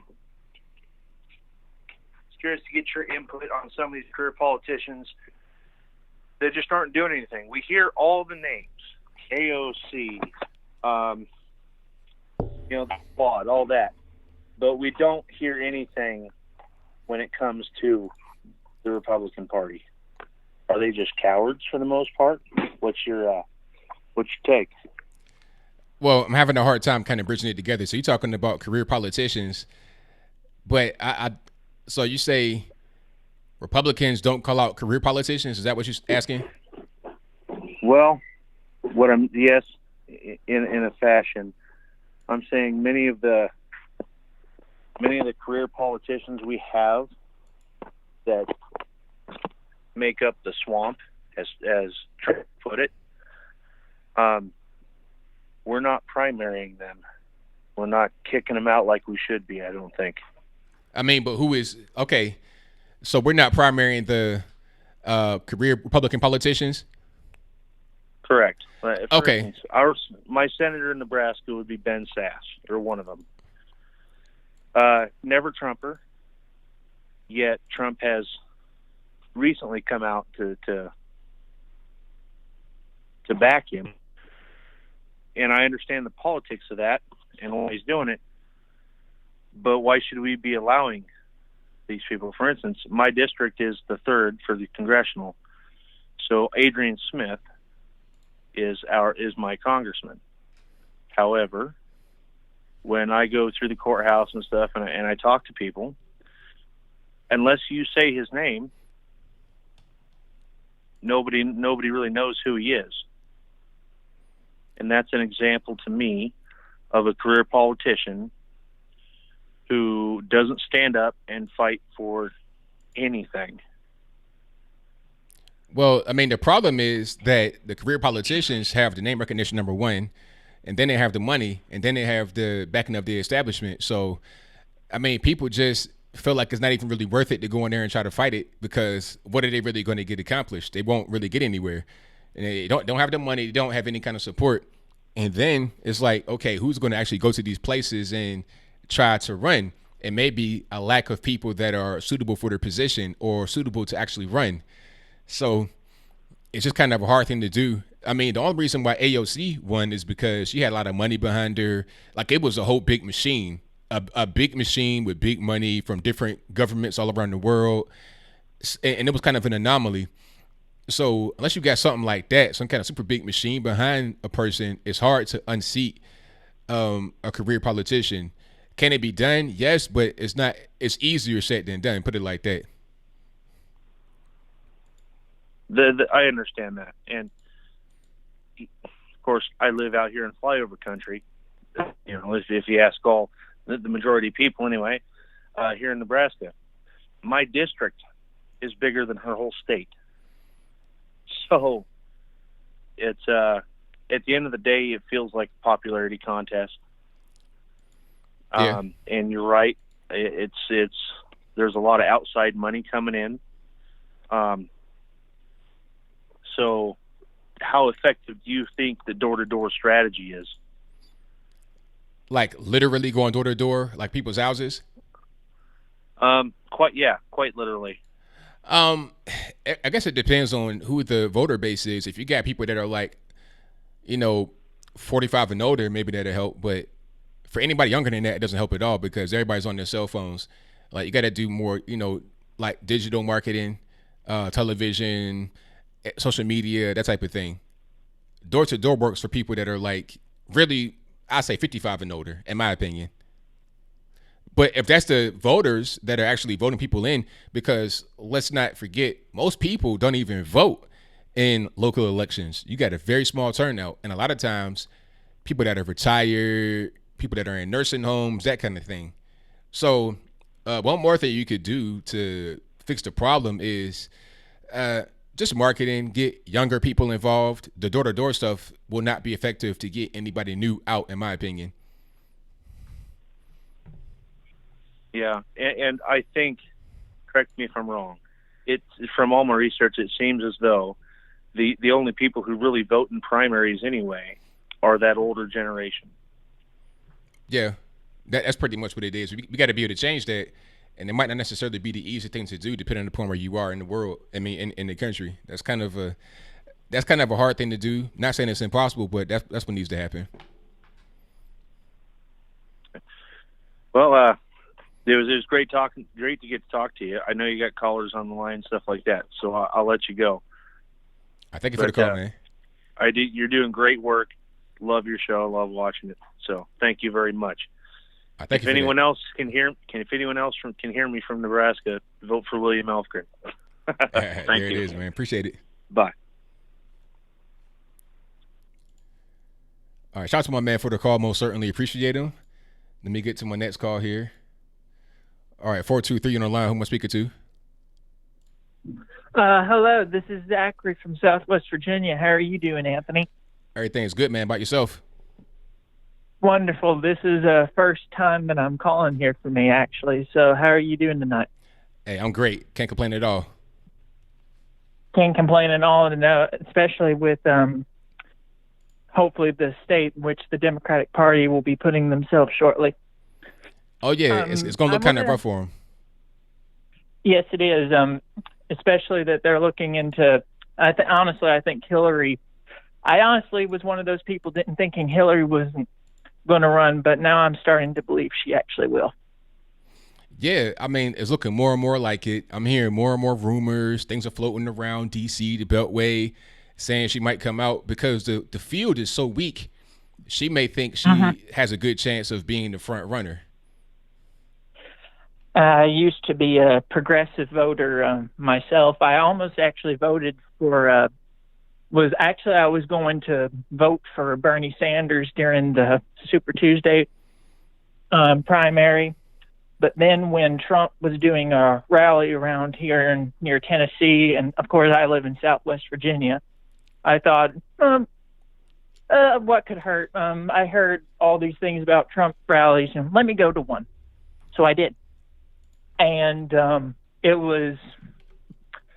and the moment when, I think that same night after I left the Trump rally and I watched a video from Niski about explaining his reasons for supporting Trump, that's when I decided, okay, this is the man I'm going to vote for. So I actually had to switch, because in my county I could switch and say, hey, I want to vote for the Republican primary, and I've been with Trump ever since. Well, that's fantastic. Well, I love it. Yes, well, the main reason why I wanted to call tonight was basically, have you been keeping up with because as you know, Virginia will be having its legislative elections pretty soon. I just wanted to mainly see what would you say was likely going to happen. Well, I've not been following it, so I don't really know. My feeling is I think we're going to, of course, hold our majorities in both houses. We're definitely going to increase some in the House of Delegates, but the only question is how much. I've been thinking conservatively around 5 or 6, probably 7. Okay, all right. I mean, hey, that's definitely a thing that could happen. Now, are you concerned about Northern Virginia and their influence on the state? Well, obviously. Yeah. Well, obviously, yes. Yeah. Well, some of them are going to lose their seats, because some of them were so very close. Quite a bit of them were very close. They weren't landslide victories for Democratic legislatures, but especially with the abortion bill and blackface and the lack of enthusiasm probably for the current presidential field, I think it's going to hurt them. Right, definitely. Absolutely. The question is how much. And now I'm not sure. I don't think it's going to be enough for Trump to win Virginia and come in a presidential election year. But if libertarians could have a candidate that would appeal to especially Northern Democratic voters, then that could make the difference and Trump could win Virginia. If Trump wins Virginia, I mean, that'd be huge. It's over. Yeah, definitely. Because he's already locked up, by my estimation, he's already locked up Ohio. It's leaning Trump in Florida, which surprises me, actually. I thought if any state was going to flip, it would actually be Florida. But I'm surprised that it's moving towards Trump's direction this much, and it's mainly because of DeSantis. Right. Ron DeSantis is making the difference for Trump down there in Florida. And the Hispanics down there are becoming more and more conservative. They're not majority conservative, but you don't need a majority Hispanic vote in order to win. If you can get 29, 30, or even 35, 36%, you got it locked. Oh yeah, like when I was in Florida, when I was in Miami for the Ant Fest, I met quite a few Hispanic people that are really big Trump supporters. You know, Dominicans, Cubans, Puerto Ricans, the whole thing. Yeah. So I think we're in pretty good shape, but in no way am I encouraging for us to be complicit with what we have. You, all of you that are watching, you got to go out and vote, and you have to convince those who you know are with you, or are with the president. You have to get them out to vote as well. Definitely. Well, I don't want to keep you on because I know you're a very popular man, especially with the amount of views you usually get on here. So I guess I'll let you go, but you have a great night, Anthony, all right? All right. Thank you for the call. Definitely appreciate you. Appreciate you, buddy. All right, now. All right. All right. Shout out to the caller. Most certainly appreciate him. You guys know the drill. The number to call is 434-658-1220. Liza Jean says, will Lucas agree that he's your dog? Of course. Yeah, I mean, Lucas cool. I don't got no problem with Lucas. We just disagree on a lot of different things. But that's no reason to not like somebody because you disagree. That make no sense. All right. Thank you to Liza Jean for the super chat. I see it right there. I'm going to read some of these who says, thank you so much for taking my call. Heart, I'm not hating. Thank you for the donation. Definitely appreciate you. Thank you to Kathy Moore who says, thank you, ABL. You do an awesome job. My husband and I love your channel, listening from Ohio. Well, thank you for that donation and your very kind words. I definitely appreciate you. Thank you to Will Redding for becoming part of the ABL squad. I appreciate it, man. Hey, you guys, if you want to join the channel as a member, it's like a recurring monthly thing. When you do super chat, click on that little $, and then it should be an option that says member. You can join that way. You get the little emoji right next to your name, just like T-Pain and everybody else that is a member has. And shout out to T-Pain for becoming an ABL supporter. I appreciate it. And thank you to a Brazilian American patriotic soldier who says Trump will be at Madison Square Garden Saturday, UFC, get your tickets. Oh, is that right? All right. So shout out to Trump for that. I know that'd be a fantastic event. But thank y'all for being here. Definitely appreciate you. All right. Let me see. Let's get to my next call. Nico, what's happening, man? Hi there, Anthony. It's been a while. It's been a while, man. Let's just say we've been through hard times, but I guess hard times is what develops a stronger individual right now. Are you okay? Everything all right? Yeah, so far so good. But all I want to say is that given I live in California right now, it's total hell right now, Anthony. Like literally hell. And where it's burning right now is basically in Vallejo. If you've seen the news about the California fires, have you seen them mention Vallejo? No. Well, that's the part in Northern California that's actually burning right now. Oh. And right now, and believe it or not, before I left that area, I actually lived 5 minutes away in a town called Benicia, which is 5 minutes right next to Vallejo. And I lived there almost all my life, at least before I moved out in July. Wow. Yeah. So, I mean, are your family okay? They're safe? Everyone is okay right now. I mean, everyone's okay. And right now I'm actually in Sacramento for the time being. Okay. And the crazy thing is that you heard about the PG&E shutdowns, right? To quote unquote stop the wildfires. Yeah, the blackouts and whatnot you've been having up there. You have heard of a company called PG&E, right? Yes. PG&E stands for Pacific Gas and Electricity. Yeah.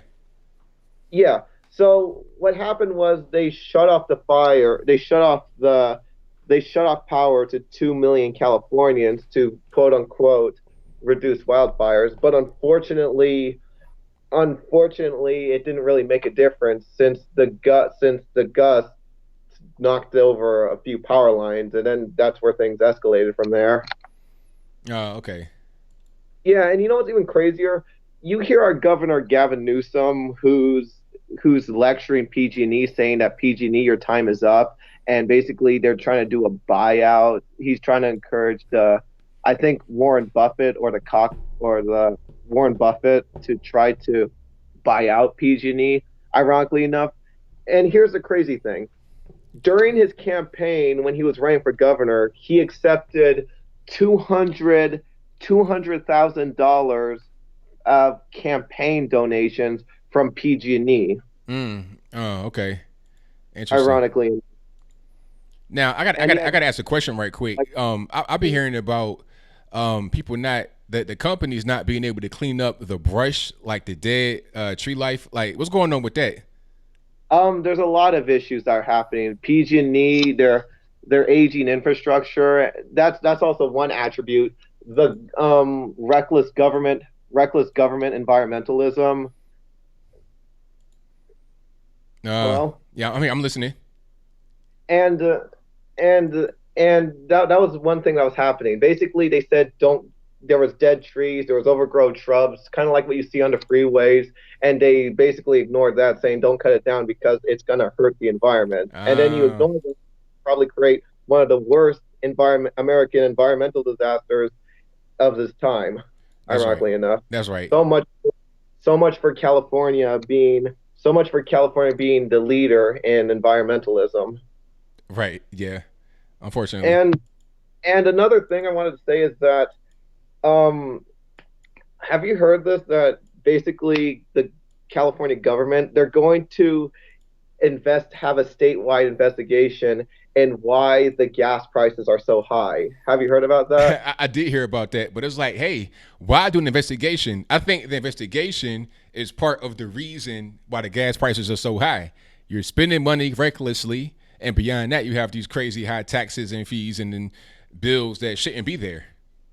Here's something else really crazy, because I really think that the California Democrats, even though they have a chokehold on California, I really do believe that their time is coming up soon, because since I'm traveling around rural California, especially around Sacramento, because the outskirts of Sacramento are very rural. And when you're driving to rural, which I was driving to a town called Roseville, which is a small city east of Sacramento, you see these signs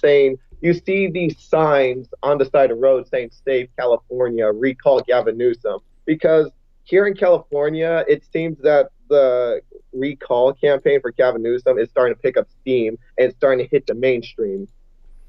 Yeah, I mean, I think that the problem with Gavin Newsom and the leadership in California in general is the big city areas that dominate California. Because like you said, in the rural areas, they don't like him. So do you think California should break up and try it that way? That's a really good question right there. Either it should break up, or either that San Francisco or Los Angeles should be purged, or that's a really loaded question right there, unfortunately, Anthony, because at the same time you hear people arguing outside of California that, oh my God, the prices are so high and Californians are moving out to Texas or moving out in the Midwest and they're taking their own mentality with them. It's a very complex question, unfortunately. Right. I understand. Yes, but I do think that even with the sexual scandals, because there's a lot of kerfuffle happening with the Democrats, like especially Katie Hill. Yes, I was getting to that. And speaking of the sexual harassment and sexual misconduct policies, the California Democrat chairman Eric Bauman has paid $800,000 in settlement fees. Wow. While being charged. Wow. Because I really think that they might see this, but I think that their time is coming. Then I think they're trying so desperate to hold on to power as much as they can, because you see how they're changing the rules, you see how they're changing the election rules, especially with that so-called ballot harvesting, which is how they brought in those so-called late votes after the 2018 midterm elections, and that's how some of these Republicans lost Orange County, because Orange County used to be very red, but then all of a sudden basically it turned blue. Yeah. All right. But I think that's really much all, Anthony. It's good to probably hear from you again, Anthony, but I'm just going to let you go from here. All right, thank you for the call, man, and hopefully everything works out for you, man. I'm alive and well, baby. There it is. All right, take care. See ya. All right, shout out to my man Nico for the call. I most certainly appreciate him. You know, really good guy right there out there in California. Hey, I feel for the people in California, you know, the regular everyday people. I feel for you guys over there, man. I really do. All right, let me get to my next call here. 206 on the line. Who am I speaking to? Hey, this is Charles. All right, Charles, what's going on? Hey, ABL. I just want to first of all make sure nobody here, including you, are not feeling a little ist or obic. You know what I mean, man? No, everything is all right. Oh, of course. Just all the stupid buzzwords. I just thought I'd start off with that nonsense. But anyway, few things. So referencing your video about which I saw when you mentioned that super quote, woke white lady talking about math. I'd like to say, heard about that, about math, and then about income. So I'm from a left coast state, if you will, Washington, and we do have a number of of Asian Americans and folks that have Asian ancestry. However, whatever, not to label anybody, but people who may identify. And statistically, and often, they do tend to perform quite well, which is not to say that whites and blacks can't be good mathematicians and scientists, or that all Asians have to be. But what is she talking about? Is she saying Asians are racist? You know what I mean? Yeah, it was weird. I was having a really hard time following her whole thing because it didn't make any sense at all. It was just really weird. She seems to be just focused on white supremacy, and she was making the case for white supremacy, to be real, but it just wasn't really connecting for me. I was having a really hard time following. So people like that, they have no type of real argument, no type of sense. So when they begin to make their argument, it just kind of falls apart on its own because it's not based on reality.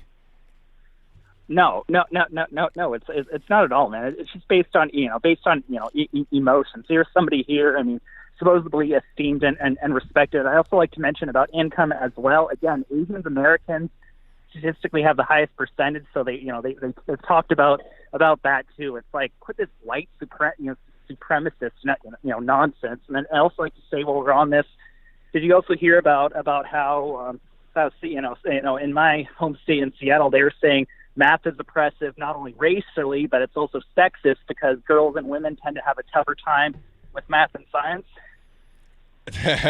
Wow. Nah, I didn't see that one, but that's hilarious. But I'm not surprised. Yeah.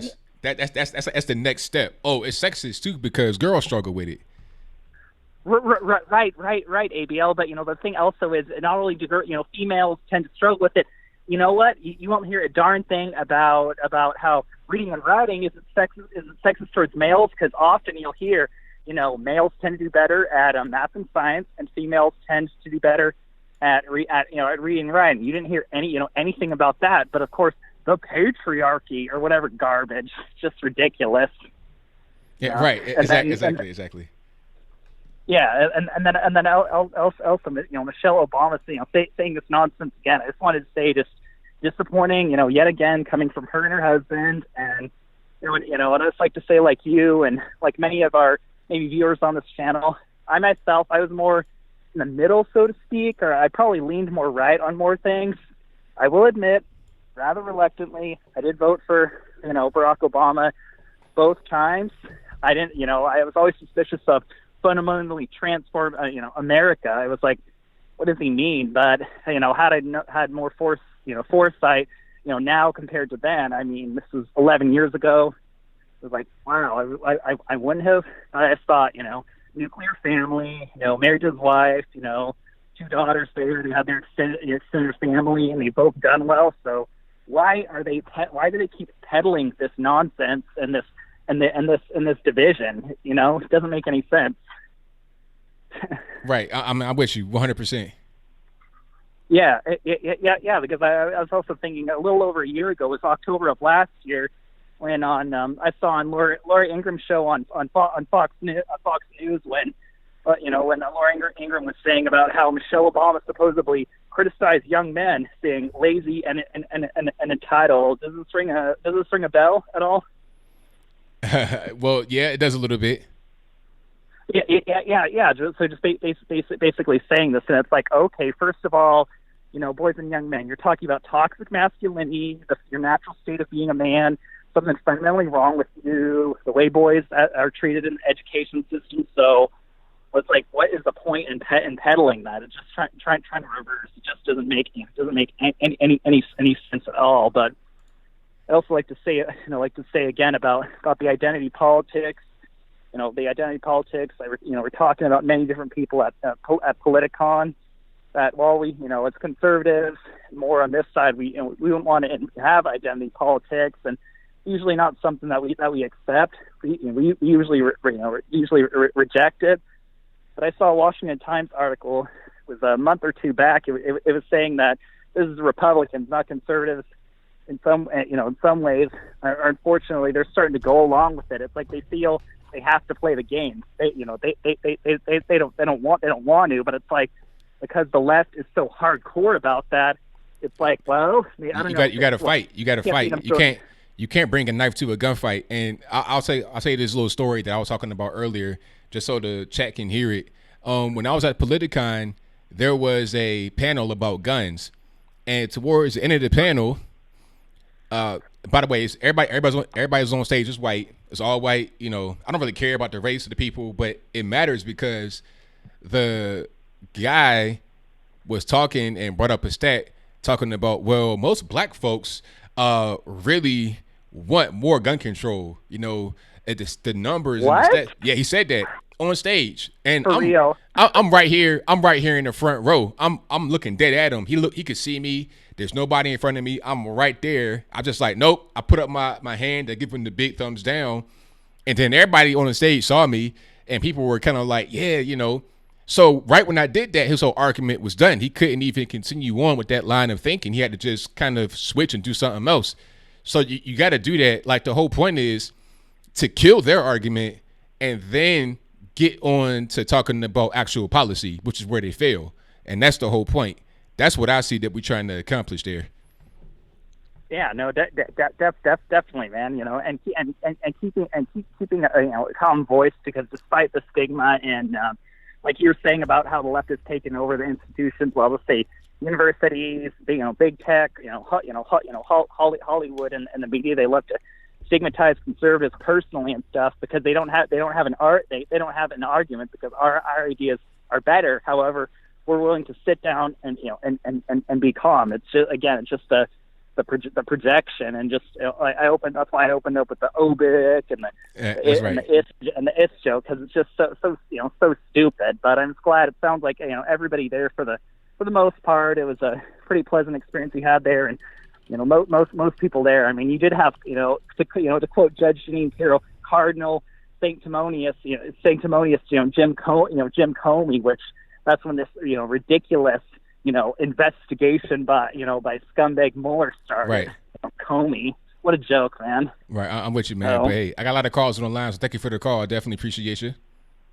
Oh, okay. Okay. Well, thanks, man, for taking my call, man. I appreciate it. Take care. Sorry, I was a little nervous on this one, but take care, man. All right, thank you for the call, man. Definitely appreciate you. Okay. Thanks. Bye-bye. All right, shout out to the caller. But yeah, see, I come into place, and it's like you can't say you can't be on there talking about black folks to do this, black folks to do that.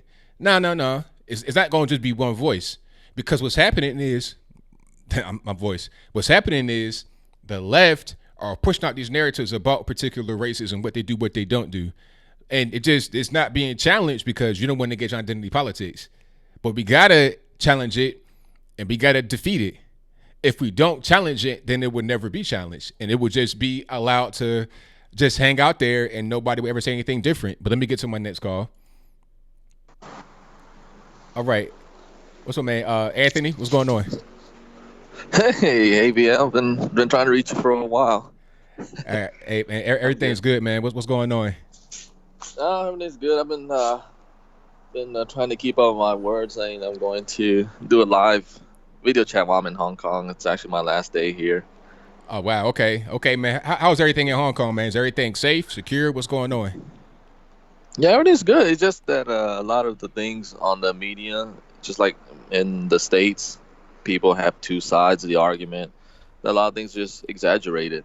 Like, I had some friends that say, oh, don't go out there, the police will randomly target you.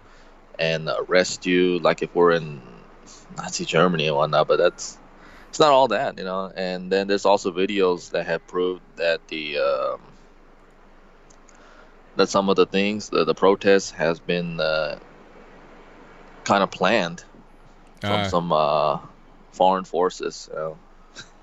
It's all weird. You know? It's like you really can't, believe what you hear nowadays. That's right. But excuse me. But at least we see the message behind it. Fighting for freedom and treasuring those rights, and how these people stand up even without arms. It's something that we can learn from them and bring to the United States. Oh, definitely, man. We definitely need that here. Just the spirit of, well, I think what the founding fathers wanted, which was for us to not just taken over by the government, let them do whatever they want, not have a tyrannical government just take hold in the United States. That's why they left Europe, came over here to start a new country where all the oppression from the government just was not there. So I'm definitely with you on that. Now, have you been hearing about what LeBron and all of them said in Hong Kong? Have you been hearing people talk about that there? I do, but I haven't. I don't really communicate with a whole lot of people here. I only visit my relatives, but most of my family, since they don't have a lot of access to the internet, they just kind of believe what the mainstream media tells them. Now, do you speak Canto? Not that fluently. Okay, but you kind of get around a little bit. You understand what's going on? Yes, I do. Okay. Yeah. So, also I saw your cover picture where you have the sign of "Make Hong Kong Great Again." I was impressed because I was thinking, like, not many Americans cover what's going on in Hong Kong because they care about the 2020 election and all that kind of stuff.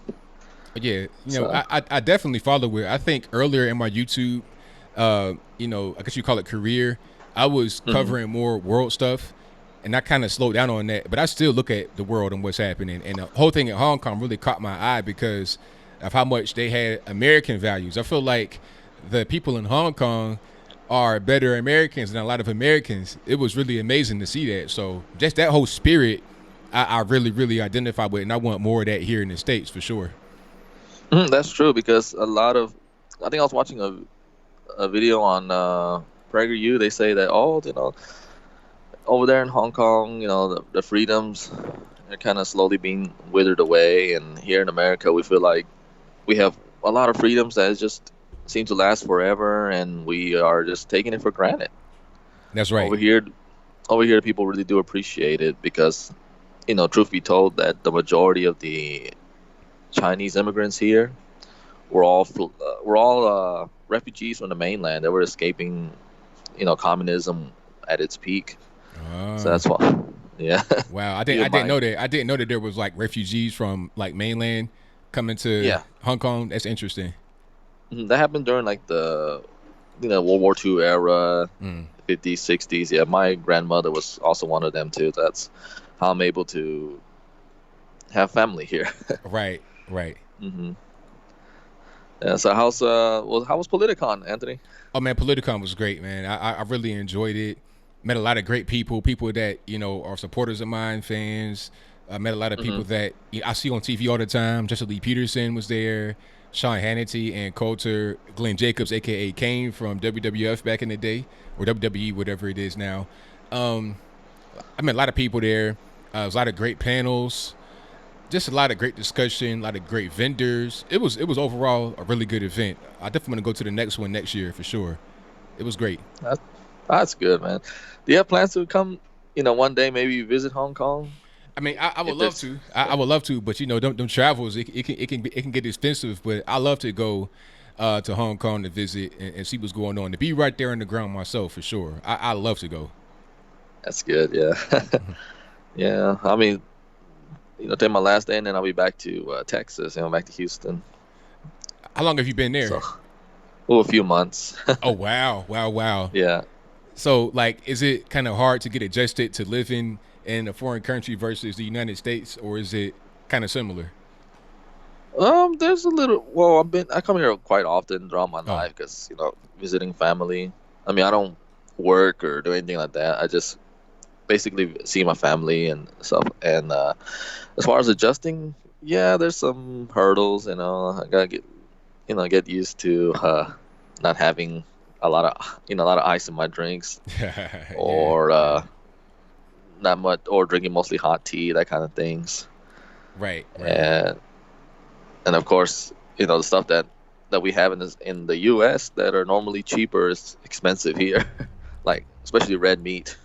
Oh yeah, I can imagine because they probably don't eat too much meat with their meals, like a little piece, a little thing on the side, but not like Hmm. a whole T-bone steak. You probably won't get that too much in Hong Kong, huh? You do, but it's kind of like a fancy item. It's like a luxury. Right, right, right. Hmm. Yeah. And I just want to say thank you for taking my call. I'm glad I finally had the chance to do a video call on your show, Anthony. Well, thank you for the call, man. Definitely appreciate you.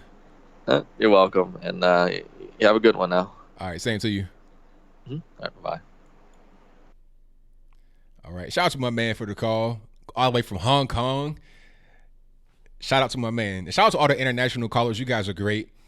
I know it can be weird calling from different parts of the world with the time difference, but shout out to all y'all who call in. UK, Australia, Hong Kong, wherever you are. All righty, but let me get to my next call here.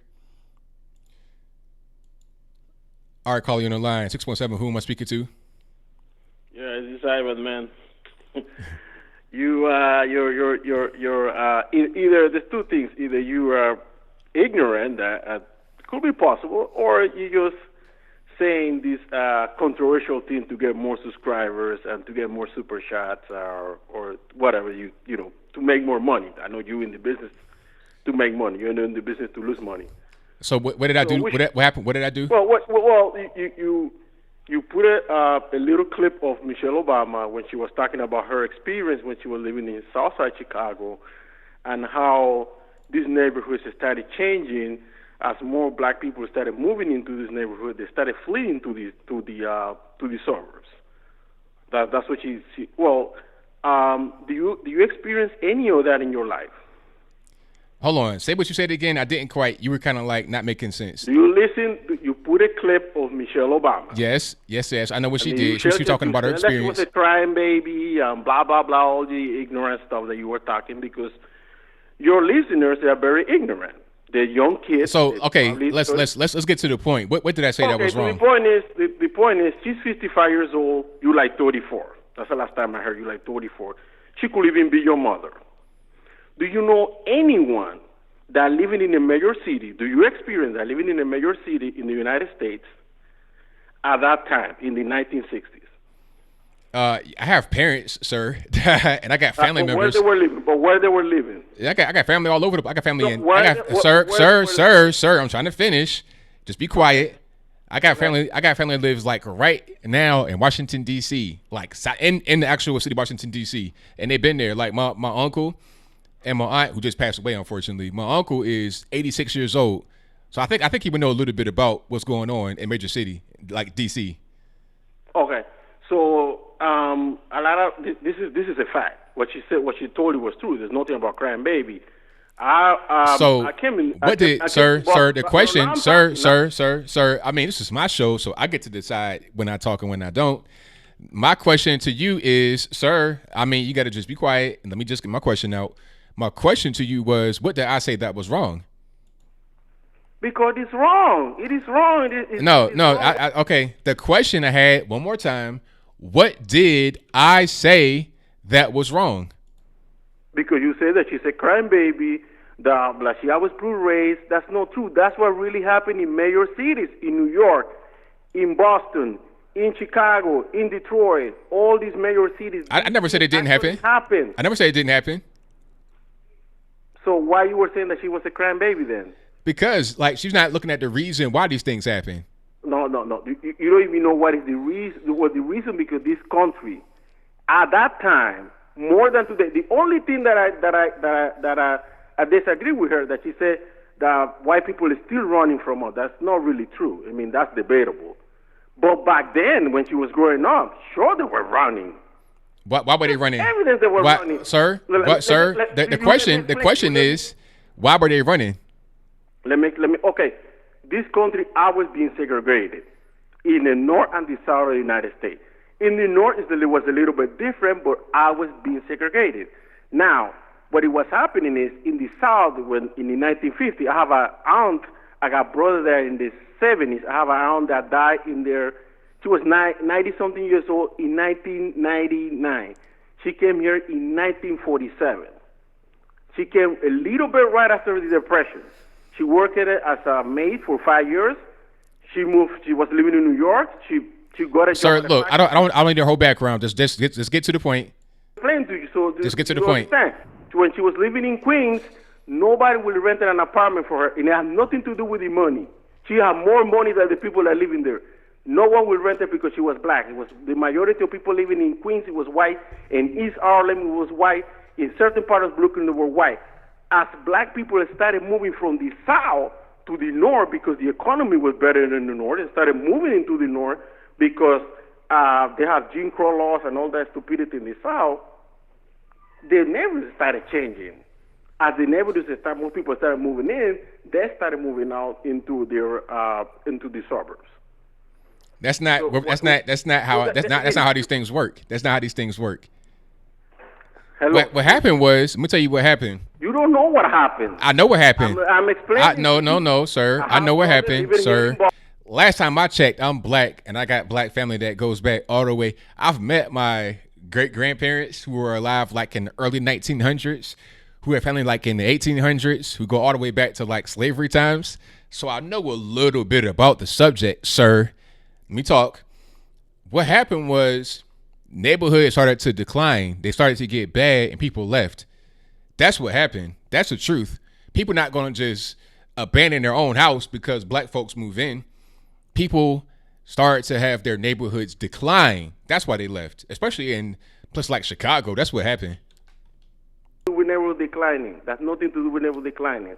Black people did not commit crime. So let me ask you this, though. Let me ask you this. Michelle Obama said that they left the neighborhood in shambles.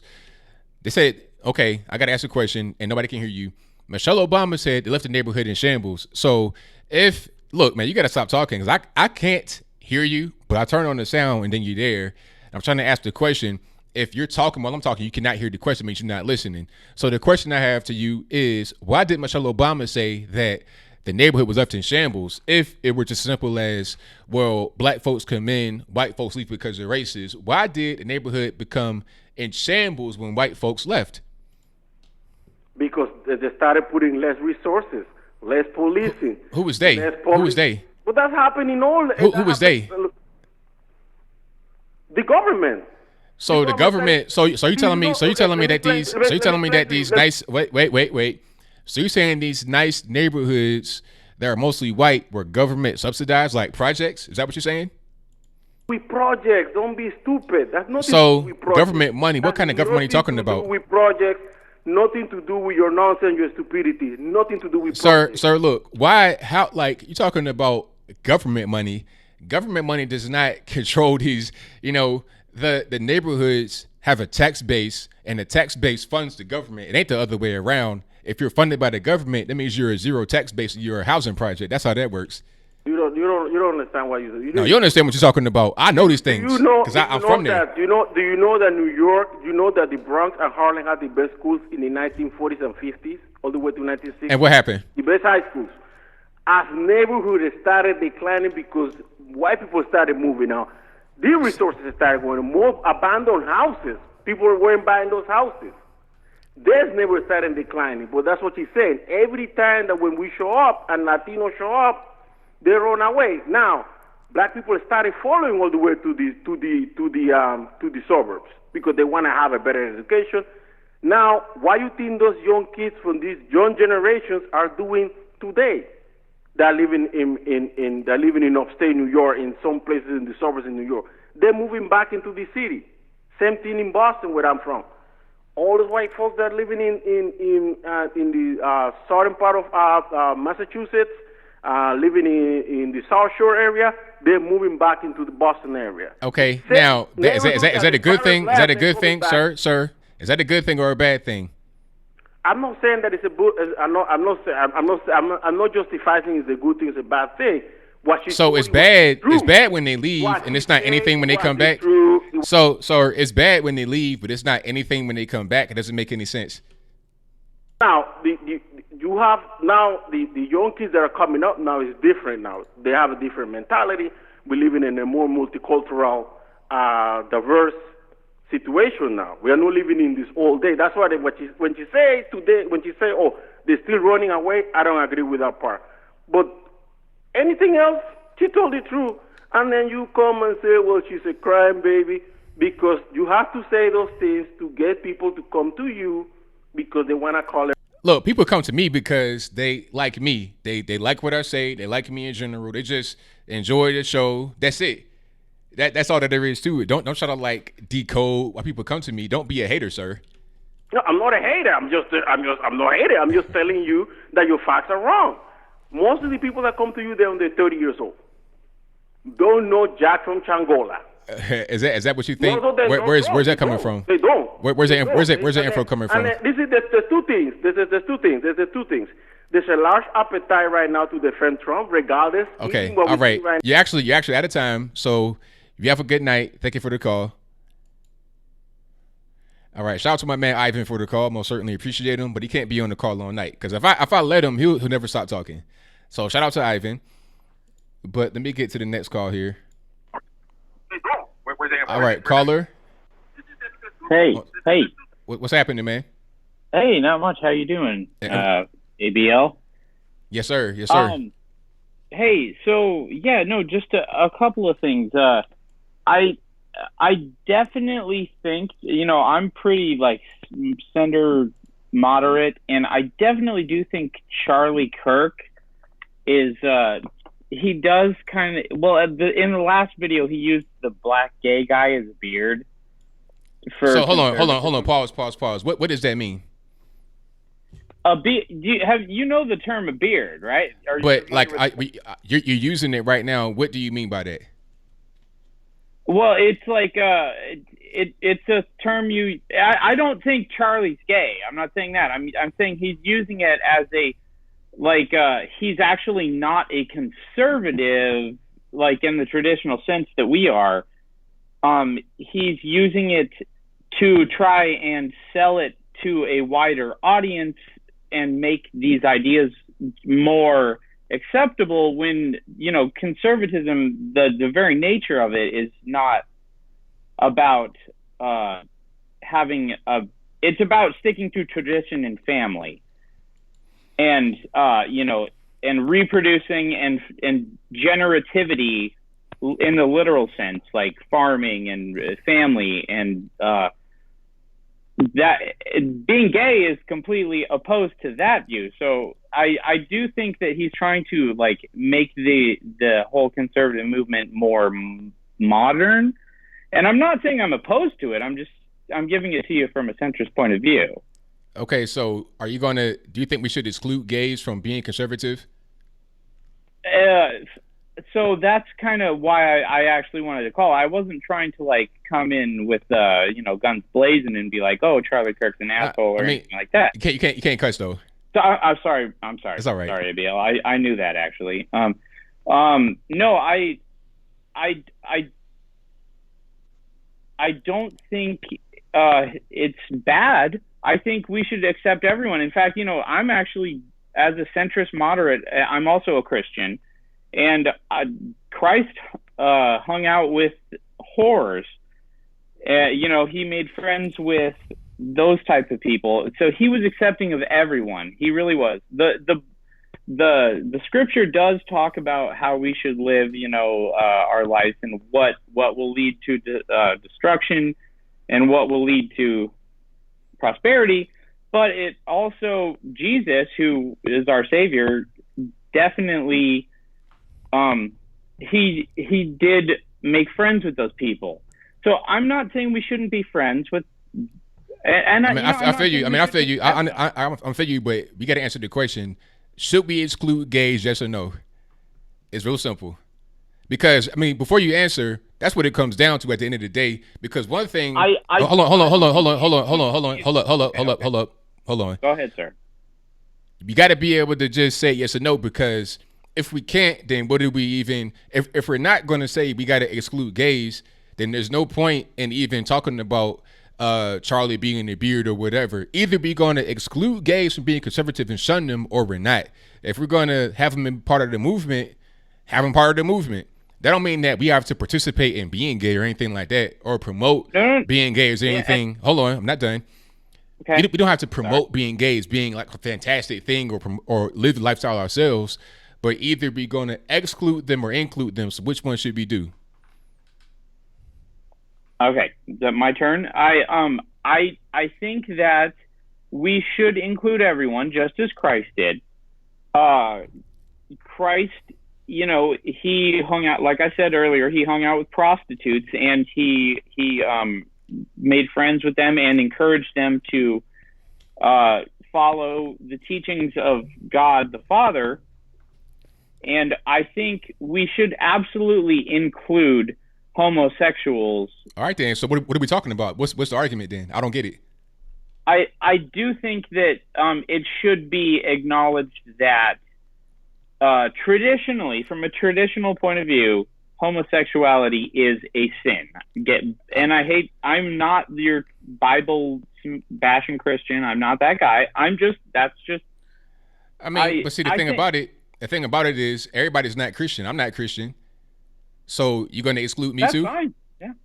Like, I'm not, and the thing about it is some people are Christian, some people aren't. I respect everybody for what it is. I'm not, one thing I don't want to do is have people like, some people don't like the Bible thumping, to say, oh, well, you sinning this way, this is bad, because what happens is then it becomes kind of a flame war. Or you're smoking and you having this, that, and the third. It becomes kind of just weird to, I just don't like it.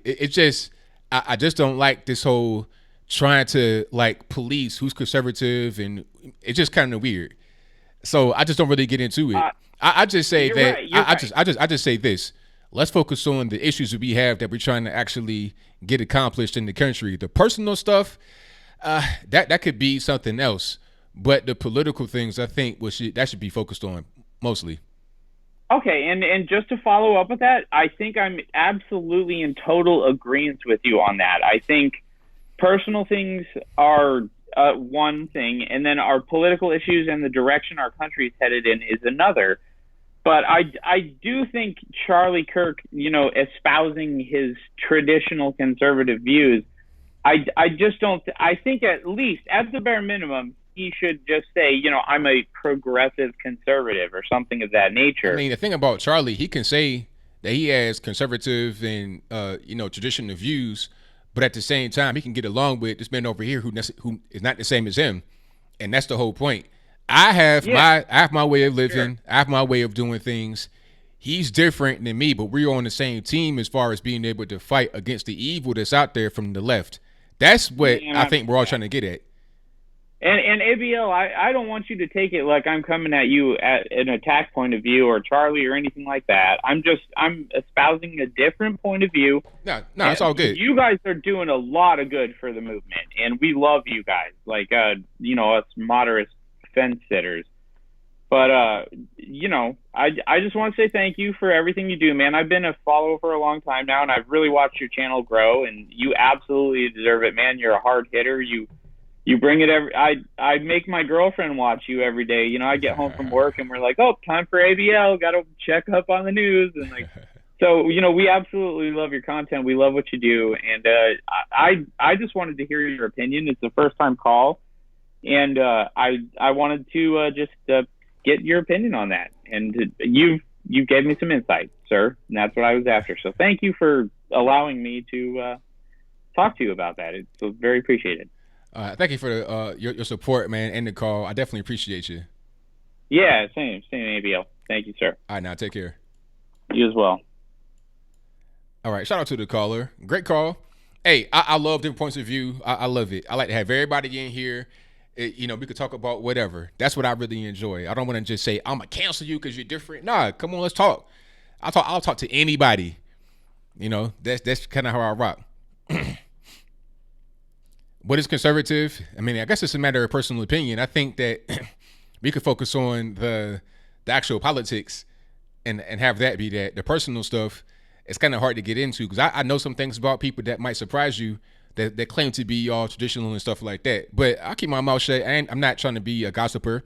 I'm just focusing on trying to get these goals accomplished and have that be where we are. But shout out to the super chatters and the new members. Thank you to Beth Marie Evans for your donation. I definitely appreciate you. Thank you to my man Shreebs, who says, Politicon looked fun. Watch the hilarious vid with you and Jimmy J versus the old racist liberal. The left are lunatics. Some now realize questioning themselves right now. You know how it goes. Be safe. Hey, thank you for that, man. Definitely appreciate you. That debate was crazy. Man was dropping the N-word and everything. It was wild. The man had to be about 75 years old Jewish lawyer. Not being racist. That's how he described himself. But yeah, he was cool, but he was a nut at the same time. But see, that's how I can get along with the guy and talk. I can talk to anybody. I'm not, But thank you for your donation, man. Definitely appreciate you. Thank you to Filthy Phil for becoming a member to the ABL supporter club. Definitely appreciate you, boss.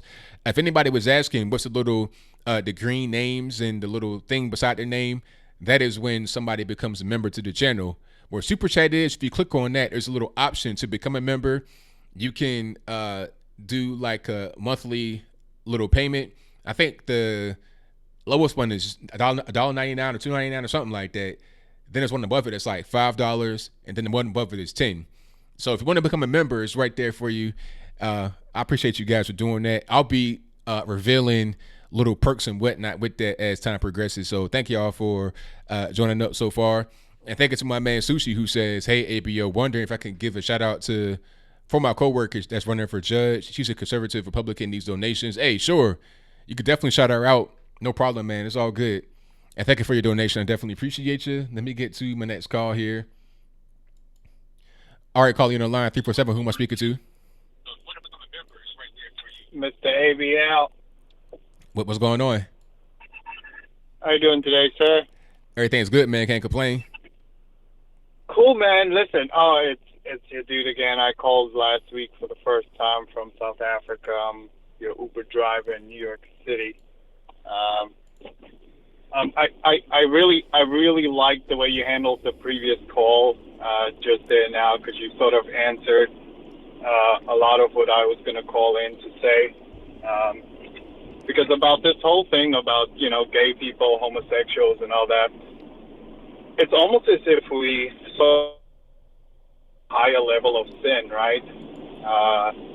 And saying to another group of people, well, your sin is greater, so, you can't be part of this. But I can do this on the side here. I could smoke a cigarette. I could smoke a blunt.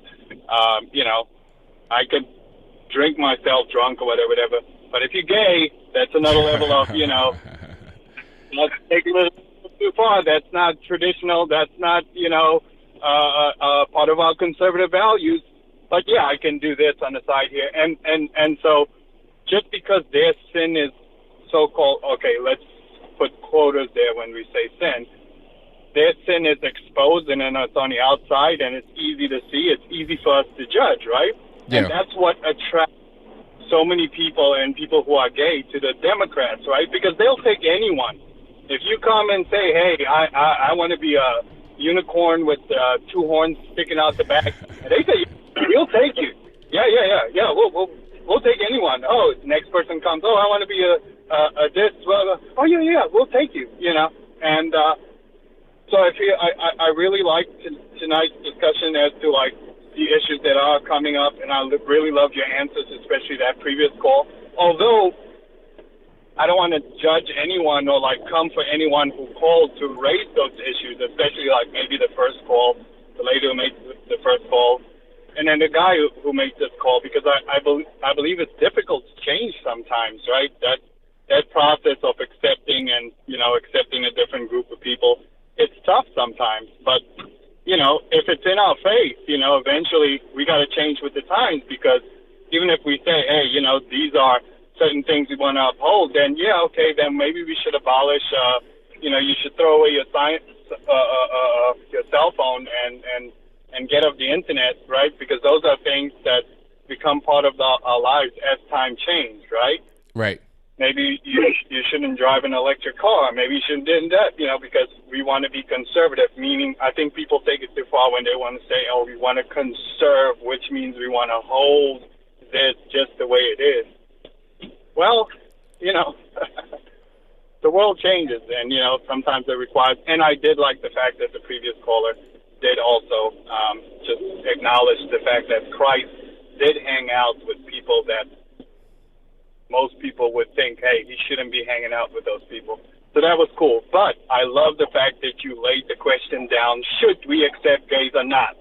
Yes or no, right? That's right. That's what it boils down to at the end of the day. Let's get down to brass tacks and just cut through all the other stuff. Are we going to accept him or not? And then we can just start from there. If we're going to accept him, then all right, let's accept him. If not, then let's not. And that's pretty much all that there is. Yes, sir. And then, we just want to shout out Ivan for always making our guy. I'm sure he brings more joy more than anything. His ignorance brings joy out of all of us who's listening with a rational mind and rational thinking. And then just last thing to get off the call, the lady with the whole Mathis racism. That was probably the dumbest thing I heard this year.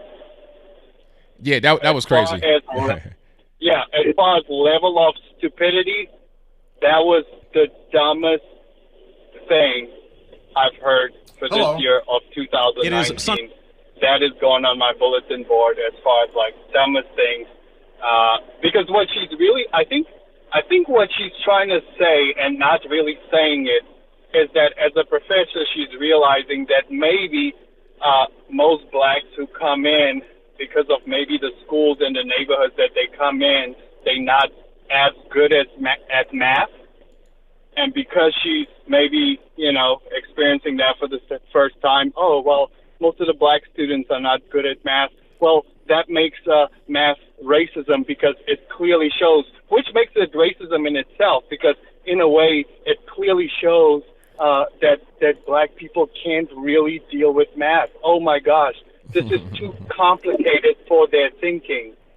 So I think that this formulas and the concept of math has really been designed so that they can't really figure it out. Yeah. Right. I think that's really what she's trying to say, but which makes it racism in itself, the fact that you think because of my skin color I can't figure out 1 + 1 = 2.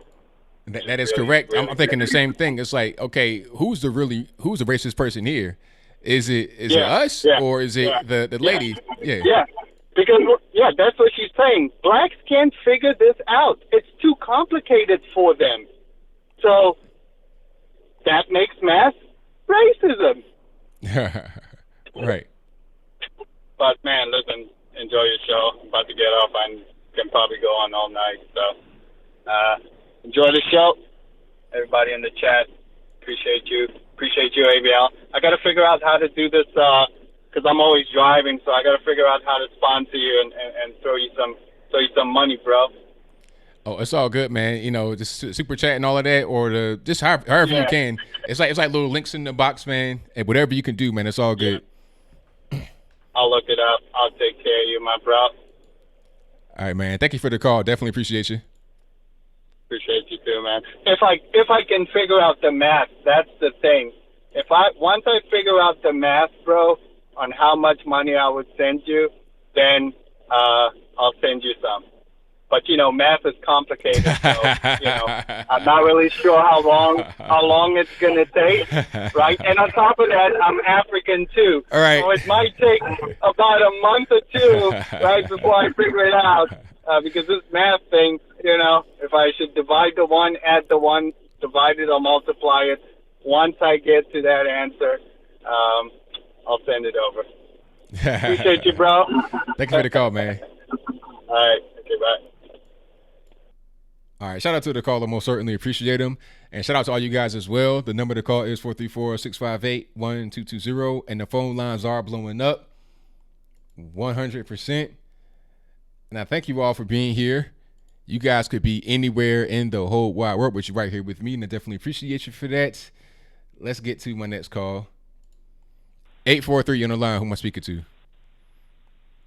ABL, this is Tyler. What's going on, buddy? Everything's great, man. About yourself? Oh, good.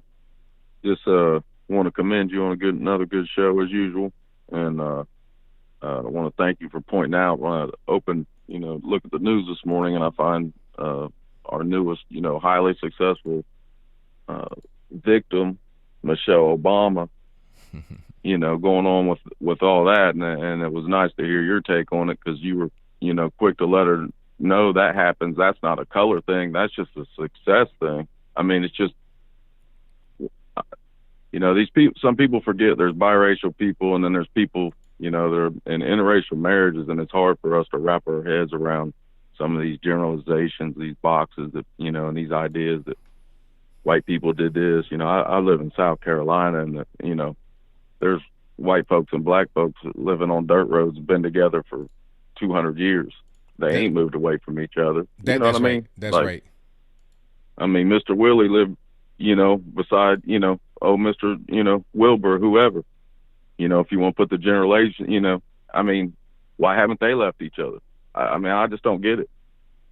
I really don't see why these people that are, like I said, how do you get any higher as a woman, especially? You were the first lady.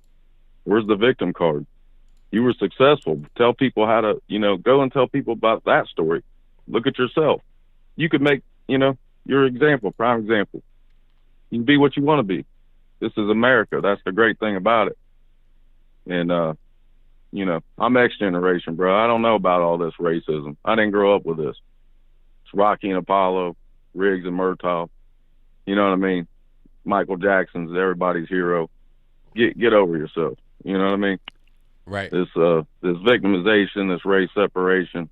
Like I said, people just got to remember sometimes there's biracial and, interracially married people that don't really appreciate this, and it becomes offensive after a while, especially if you were fool enough to vote for those clowns twice, So just wanted to say that,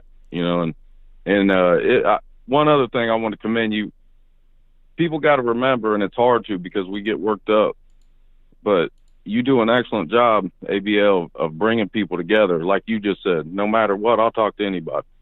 And we got to remember that even if we want to call ourselves conservative, I'm labeled a redneck. That's how people see me, a long-haired redneck. They would never know I'm married to a black woman. And people got to remember that. Like you said, there's things you don't know about people when you go generalizing. It just ruins everything. It's just nice to hear your perspective, your take. Set people straight, man. And you got the voice to do it. Encourage you to keep doing that and give you props on that, my man. I definitely will, man. 100%. Absolutely. Yep. And keep up all the fire. I don't know what all the hate is on Charlie tonight, but it kind of could be. I could maybe see it a little bit because sometimes I overspeak my, as a white guy, I want to overspeak, not trying to force people, but then I'll catch myself. Well, I don't want to sound like a liberal trying to force, trying to tell black folk what to do or how they should think. You know what I mean? Just trying to offer them another opinion. So sometimes I got to check myself and think, offer this in a way, but sometimes I understand what Luke is saying, and Luke's my dude too. Yeah. But I'm like you. Lately, he's been saying a few things that are flying on me. But like you said, I can't agree. My best friend, I don't agree with everything he says, but I love him the same. Same That's with right. Luke. Same, even if I'm a Christian, but I get totally what you're saying. Totally what you're saying. And right. I appreciate everything you say. And my whole family loves you, man. And just keep up the work, bro. All right. Thank you for the call, man, and your support. Definitely appreciate you. Yes, sir. Yes, sir. All right, ABL. All right, now. And shout out to my man. Hey, I love that guy. He's a great caller. Fantastic caller. And shout out to all you guys that watch all the time. I really appreciate you. And without y'all, I couldn't be here. Not at all. All right. And shout out to the super chatters. We got a few that came in, that been flying in, and the phone lines are blowing up. So I'm going to try to get to everything as soon as I can. Y'all just hang tight right quick. Hold on. Matter of fact, I got to go over here and do this. Let's see. Shout out to my man Sushi, who says, Google Sonny Rubeck. I'm going to put that in the chat. so people can see it. Sunny Rubeck for judge, and check out her webpage. She has a great story. Any donations would be greatly appreciated. Thank you, ABL in chat. I mean a lot.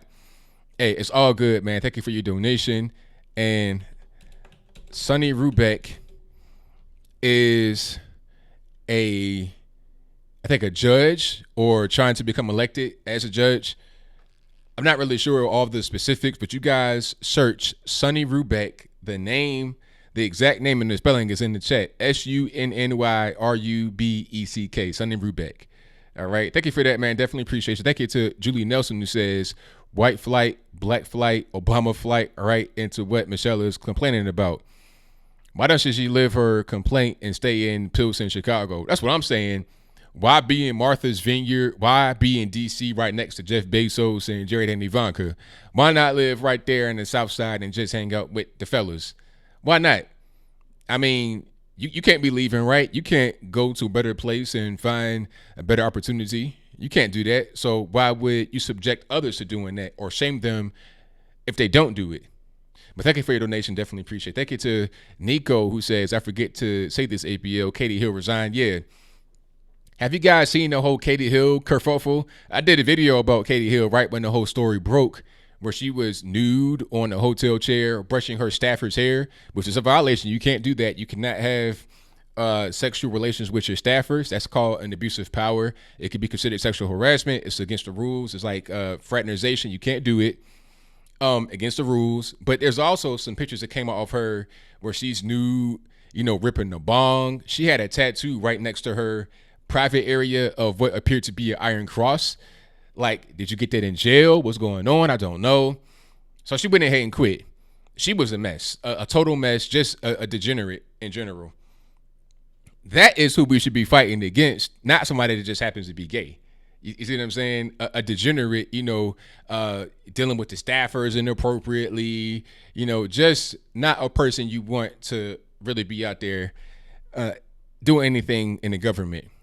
But thank you for that, Nico. Definitely appreciate you. Thank you to Phantom Evil, who says here's a little support. Thanks for the content. Well, thank you for your donation. I appreciate it. Shout out to Sunstate88, who says, you think the Lisa Page affair is crazy? Just Google the Levon affair. I've not heard about that, but I might check it out. Thank you for that. Definitely appreciate you.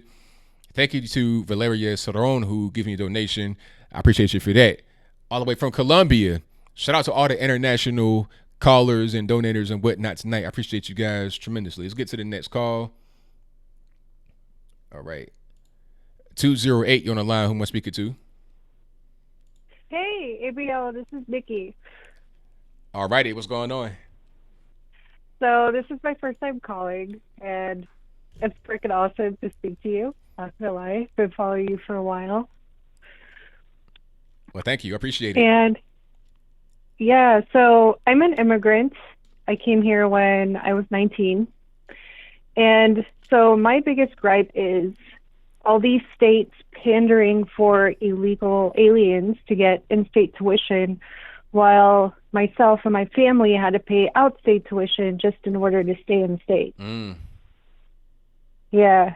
What are your thoughts on that? Yeah, that's really unfair, because how can you be here illegally and get in-state tuition? American citizens can't get that. Like, okay, we could kind of like move to a place, be living right there on campus, but we can't get in-state tuition. They want to, want to upcharge because we live officially out of state, even though we're living in state while we're in college. It's ridiculous. People that live officially very far away, like Mexico City or like over Africa, Asia, you get in-state tuition. It's ridiculous. Yeah. So, and also another thing is like, all the Democrats are kind of pandering to immigrants and illegal immigrants, and they conflate the two a lot. And what you always hear is like immigrants commit a lower rate of crime as natural born citizens, and that's actually a lie. Legal immigrants are more than law abiding. It's the illegal immigrants that commit an outrageous per capita rate of crime compared to legal immigrants. Yeah, they always conflate legal immigrant with illegal immigrant. When I was at Politicon, it was this little display. It was crazy. If I got a picture, I'll put it up. But it was a display of like a bunch of doors. And if you open the door, it'd be an immigrant story. And it was to make you feel more compassionate about immigration. It's like nobody's against immigration in general. We're talking about illegal immigration. Yeah. People conflate the two. It's not the same thing. People have come over here. I know somebody that, you know, their family spent like $100,000 to get everybody over here the right way. Oh, yeah. Yeah, versus somebody that comes across the border illegally and then has the nerve to say, well, I want this, I want that, give me that. It's like, no. You do it like everybody else. You know, it's supposed to be selective, so we get the best people to come over here rather than just anybody and they're breaking the law. We can't have it. Let's not conflate the two things. Yeah, and not just that. It's like my brother, he's been waiting almost 10 years just to get his green card. And what do you call it? His green card has been postponed 6 times. Wow. And fingers crossed, hopefully he will get it within the next 4 months or so. But I just think it's outrageous that people bitch about illegal immigrants, but they don't care about people that actually try to follow the law. That's right. It's a weird thing because, you know, why do we celebrate people that break the law? I mean, we're supposed to be a country of laws, and we got to celebrate those that follow them and that live appropriately, not those that don't follow the law, that disregard the law. That's not who should be celebrated in our society. Yeah, and honestly, I love Trump. I was a never Trumper up until like 6 months into his presidency. And then I started following his press conferences and his speeches he does. And I realized mainstream media lies completely. They take things out of context, and I'm surprised that not more Americans realize what's going on. That's right. And it's like, me as a foreigner have to actually correct them on stuff, and it's like, hey, this is the actual clip, the full clip, and when they see it, it's like, oh, okay, yeah, they were lying. It's like, okay, so why don't you do your due diligence and follow the news, not just CNN and all those BS type of outlets? That's right. Yeah, I can't understand it, really. I hear you. I'm with 100%. I understand. And one question for you. So, were you always conservative, or was it a transition period? Because I don't know that storyline of yours. Well, I had a transitional period, and it's kind of a long story, but I'll give you the short version right now. I became conservative like right around 2011, right around then, late 20s. Right. And it was a whole lot of things that was going on, but the main thing I saw was friends of mine that were struggling financially. I've always been self-employed since I've been like 21. I'm 35 now, so I've been self-employed for a long time. But at that particular point, friends of mine that were also self-employed, one of my friends had a brick and mortar business. He went bankrupt after 20 years of being in business in the same spot in Virginia Beach. Another one of my friends had a brick and mortar business, and he went bankrupt as well. And at the same time, I'm struggling financially. And I voted for Barack Obama the first time in 2008. So I'm sitting here 2011. I'm in my late 20s. I'm like, all right, what am I going to do with my life? What's going on in the country? Why? Like, this ain't what I was really promised, Barack Obama. Hope and change. Obamacare is not really working out. That's too expensive. I can't get that. The economy's not doing what it's supposed to be doing. Things have gotten worse since 2008 for many of us, not just me, but my friends as well. So I'm like, what's going on? And then once I had that kind of thought in my head to ask what's going on, I started to just read everything I get my hands on. And then I was listening to some of the talk show hosts. I think the first person that came across was Rush Limbaugh. Because I saw I saw a video on YouTube, and there was another black guy who was talking about his awakening. If I could find that guy, man, I get him a beer I don't even drink, because that really kind of helped me. He was talking about transitioning, and he said that I accidentally, quote unquote, listened to Rush Limbaugh, and the things that he said just made sense to me. I was always told, don't listen to people like Rush Limbaugh because they're racist, they're Republican, and they hate black people. But then I listened to him for myself rather than just listening to what other people said about him. And what he was saying made sense. I didn't hear any lies. It just clicked. So I kept listening to him, and I found more people. And this is going on for a while. And then I went back to try and listen to MSNBC again, and I couldn't do it. Rachel Maddow, it just didn't sound the same. So ever since then, I've been conservative. All right. So why do you think the mainstream media has been so successful in labeling anyone that is classical liberal to the right as racist or xenophobic or homophobic and so on? I think they work with people's ignorance, and they work with a lot of times the education system. You know, that keeps you ignorant when you are a child, because I was ignorant. I didn't know anything about the Civil War or anything really, and I had gone to school. I was a pretty good student. I used to get straight A's and whatnot when I was a kid with minimal effort, but I wasn't being taught anything. I was being taught some things, basic skills, math, science, whatever, but things that actually matter as far as history is concerned, I did not learn much in school.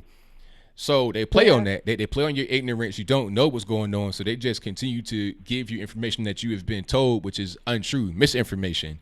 So it's easy for them to do that because they're dealing with an ignorant group of people, which I was until I decided to do my own independent research. Then I became knowledgeable about the situation, and I was able to overcome it. But the average person, a lot of times, if they don't have parents at home that are teaching them the correct thing, simply will never learn it. And it's easy for the media to prey on that. Yeah. Yeah, it's a similar trend to my home country, and yeah, it's what I see the future of the U.S. if it goes down the same trend. It's not very good. Can I ask where you're from? I don't want to put you out there. I'm from South Africa. Okay. So we have a contentious history, but I'm younger. So I grew up in the post-apartheid era, and we were never taught about any of our history whatsoever. Right. And what we were taught is like, oh, white people are racist. And sure, to an extent, in a particular brief moment in time, yeah, the people were. But from that point on forward, or even that point backward, we were never taught anything about our history. And now socialism has taken over, and I honestly think they're making their transition to communism. And it will be within the next 5 to 10 years, I think.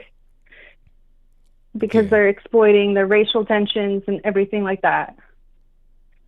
Right. Yeah, that's terrible. That's really unfortunate. So hopefully they don't go down that road, and hopefully we don't go down that road here, which is why we got to fight against this whole thing. You know, socialism, communism has got to stop.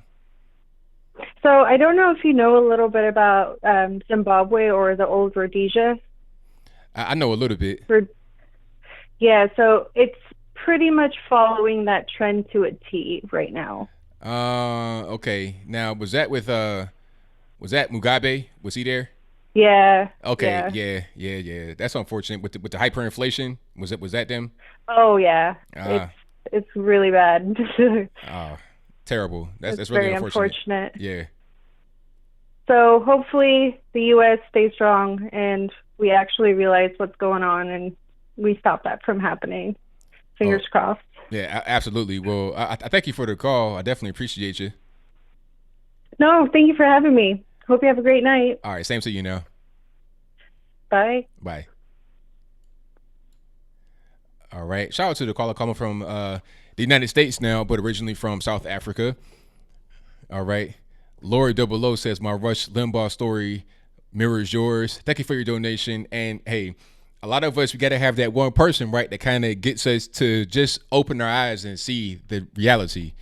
And no, that's part of the reason why I like doing this show right now. And people have come to me and they've said that I have done for them what Rush Limbaugh did for me. And that means the world to me. It really does, because I was able to just changed my whole life just by opening my eyes. And I hope more people are able to do that. People come up to me all the time and say, you helped change me. I love it. I really do. So shout out to all y'all who have been able to have your eyes open one way or another, whether it's me or anybody else. Shout out to y'all. All right. Shout out to the super chatters. Thank you to OG Samty, who says, grateful for you, ABL.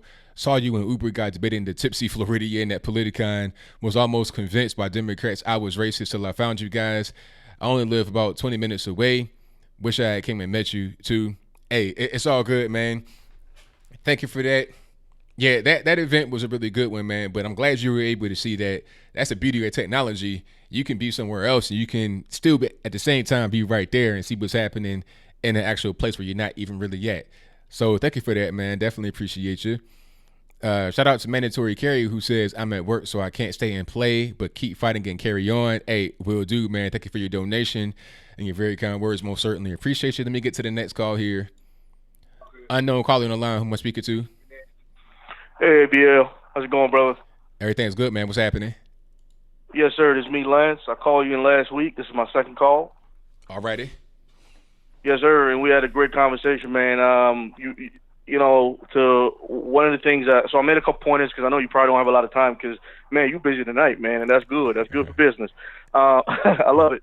So, but basically, one of the things I noticed that when you talked about the Michelle thing, right? Yeah. And it's always funny, man. Like, I'm gonna say this, and I'm trying to get this off my chest real quick. One of the problems I have is there's always a hate whitey narrative, right? Mm-hmm. And we get it because it's popular. It's good for business. It's good for business if you're on that side.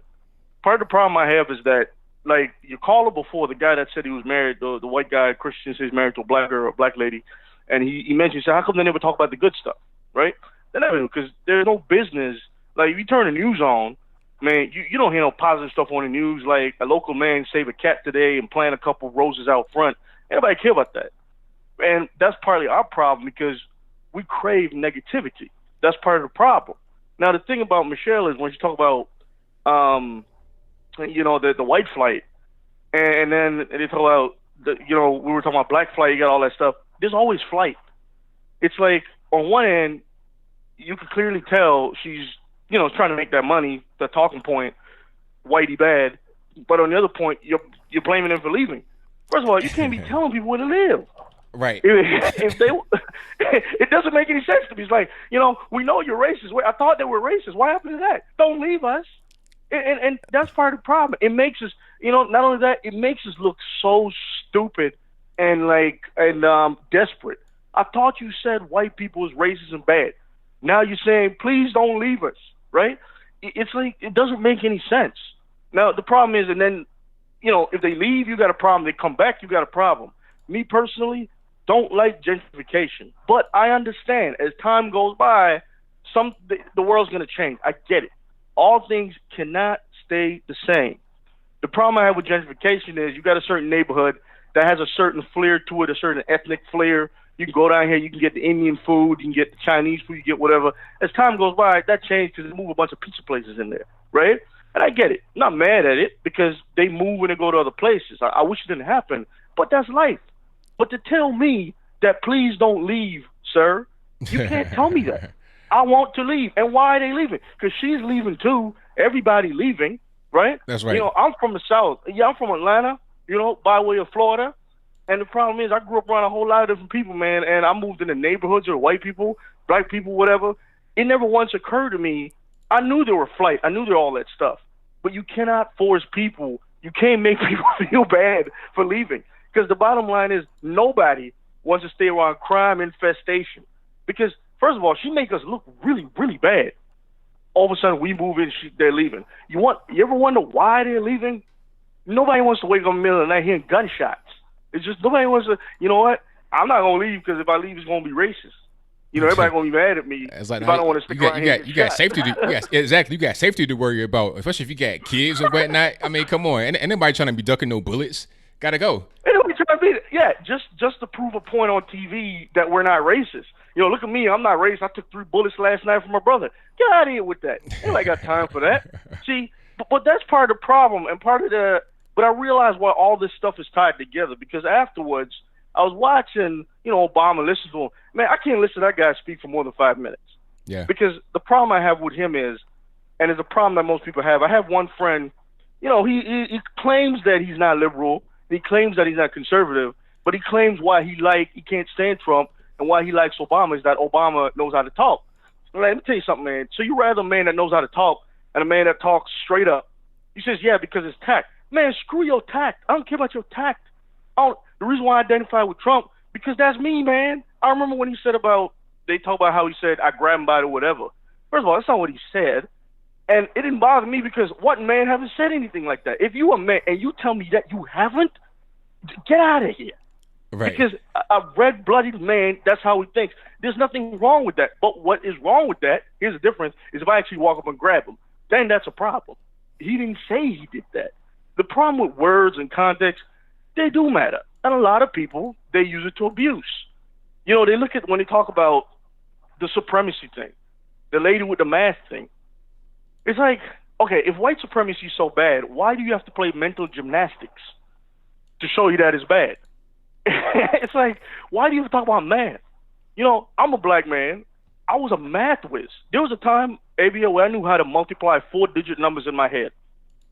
I'm not lying to you. In the 4th grade, I knew how to do that. Wow. I skipped the 3rd grade, and then I skipped the 7th grade because my math skills was extremely advanced. My sister, on the other hand, was not good at math, and there was a reason for that, right? But the problem is, everybody can be good at everything. Like my band director back in high school told me, I was playing the alto sax. I was a musician at one point, playing the alto. But see, a lot of people start playing the alto because they think, oh, the alto is going to get all the main parts in the marching band. That's not true.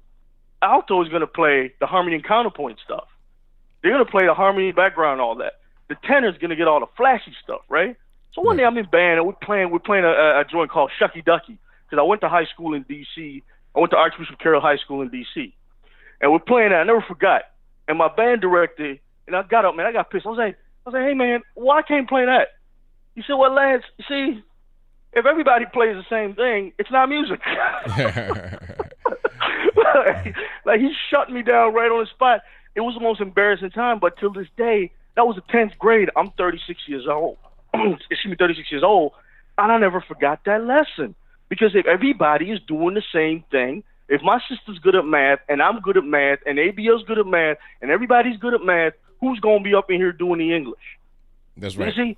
But the thing is, they want to treat that we're all different. I'm not saying that we don't know. They want to think we're all the same, that we're not different. We all ain't different. A woman ain't equal to me, and I'm not equal to her. There's some men out here that I'm not even equal to. I can't be. There are men that's stronger than me. There are men that's weaker than me. There's nothing wrong with that, right? And the day I realized that, I used to take martial arts. I was like, you know what? Man, them people stronger than me, man. That ain't for me, so I'm not going to go down that road. I'm going to go somewhere else. And that's how you grow. There's nothing wrong. The problem is, though, they talk diversity, but when it comes down to true diversity, like I just said, they don't want that. They're so confusing, it's not even funny. So, which brings me to when a guy like Ivan calls in. And because I was trying to call in before he did, and he beat me to it. And I was so mad. I was like, now I gotta sit here and listen to this idiot, right? And I get it, he's funny. But it's like when you hear him talk, these people don't make no sense because they say they want diversity, and I'm trying to show you diversity, but they're like, no, we don't want that type of diversity. No, we don't want that. And in closing, one of the reasons is about the hate whitey narrative they use. I've always wanted to say this. I type this a lot, but a lot of people don't pay attention. One of the things that bothers me the most, as a black man, I've traveled all over the world. And I'm here to tell y'all this right now. A lot of people don't like us. A lot of people don't like us because of stigmas. The Chinese, for one, they don't like black people. It's funny, you have a Chinese, you have a Chinatown in every country. The Africans come there, they say, no, get out. Right? There's a lot, in Japan, they don't play that. A lot of places they don't. The reason why I'm trying to say is, I'm not here to be like complaining, oh, they don't like us, they don't like us. There's a reasons why they don't. A lot of them are wrong. And that's fine. The problem is they're not out here talking about the Indians don't like us. Like Middle Eastern people don't like blacks. They don't. A lot of Muslims don't. And it's the truth. A lot of Chinese don't. They don't talk about that. They talk about whitey. A lot of Hispanics hate blacks. They will never talk about that on TV because that doesn't give them the votes. But it pisses me off when every time all you hear is like, the whitey this, whitey do that, like hate whitey. I'm like, get out of here with that. When I was growing up, I grew up next to white people, ain't give me no problem. I'm not saying that white people are all good. I've dealt with racist white people. But you know who I've dealt with the most racist? Middle Eastern people. Man, they hate blacks. They don't want to have, a lot of them, especially Afghanis, still call us slaves, and Iraqis. They still call black people slaves. Say that, I bet. Exactly. They said, where the slaves have failed, we will succeed. Till this day, they still call us that. Wow. The problem is, they don't get on TV. They don't talk about this. All they want to talk about is whitey this, whitey that. No, I'm with you. I'm with you. I'm in the country right here, but I'm running low on time, and I got to get some more calls. Go ahead, brother. Sorry about that, and I appreciate you giving me the opportunity to talk, man. Shout out to everybody. Thank you. Thank you for the call, man. Definitely appreciate you. Peace. All right. All right. Shout out to my man for the call. Most certainly appreciate him. And you guys know the drill. The number to call is 454-658-1220. I'm gonna give you the wrong number right there, right quick, but I got it on point now. All right, we'll get to 732. You know the line. Who am I speaking to? Hey, this is Nicholas. Good talking to you again, ABL. All righty, man. What's happening? Hey, man. I just wanted to bounce off actually one of your last callers and Ivan because he's such a figure. You know, he calls in. He talks to you quite a bit. Well, all right. So what he was saying was with the white flight. And of course, earlier you talked with your own circumstances of the black flight, and he brought up instances where families were brought in, or were coming in. Excuse me, not brought in, but they were coming in to Harlem and Queens, whatever, when they were great neighborhoods and all these things in the '60s, and I totally understand what he's talking about because.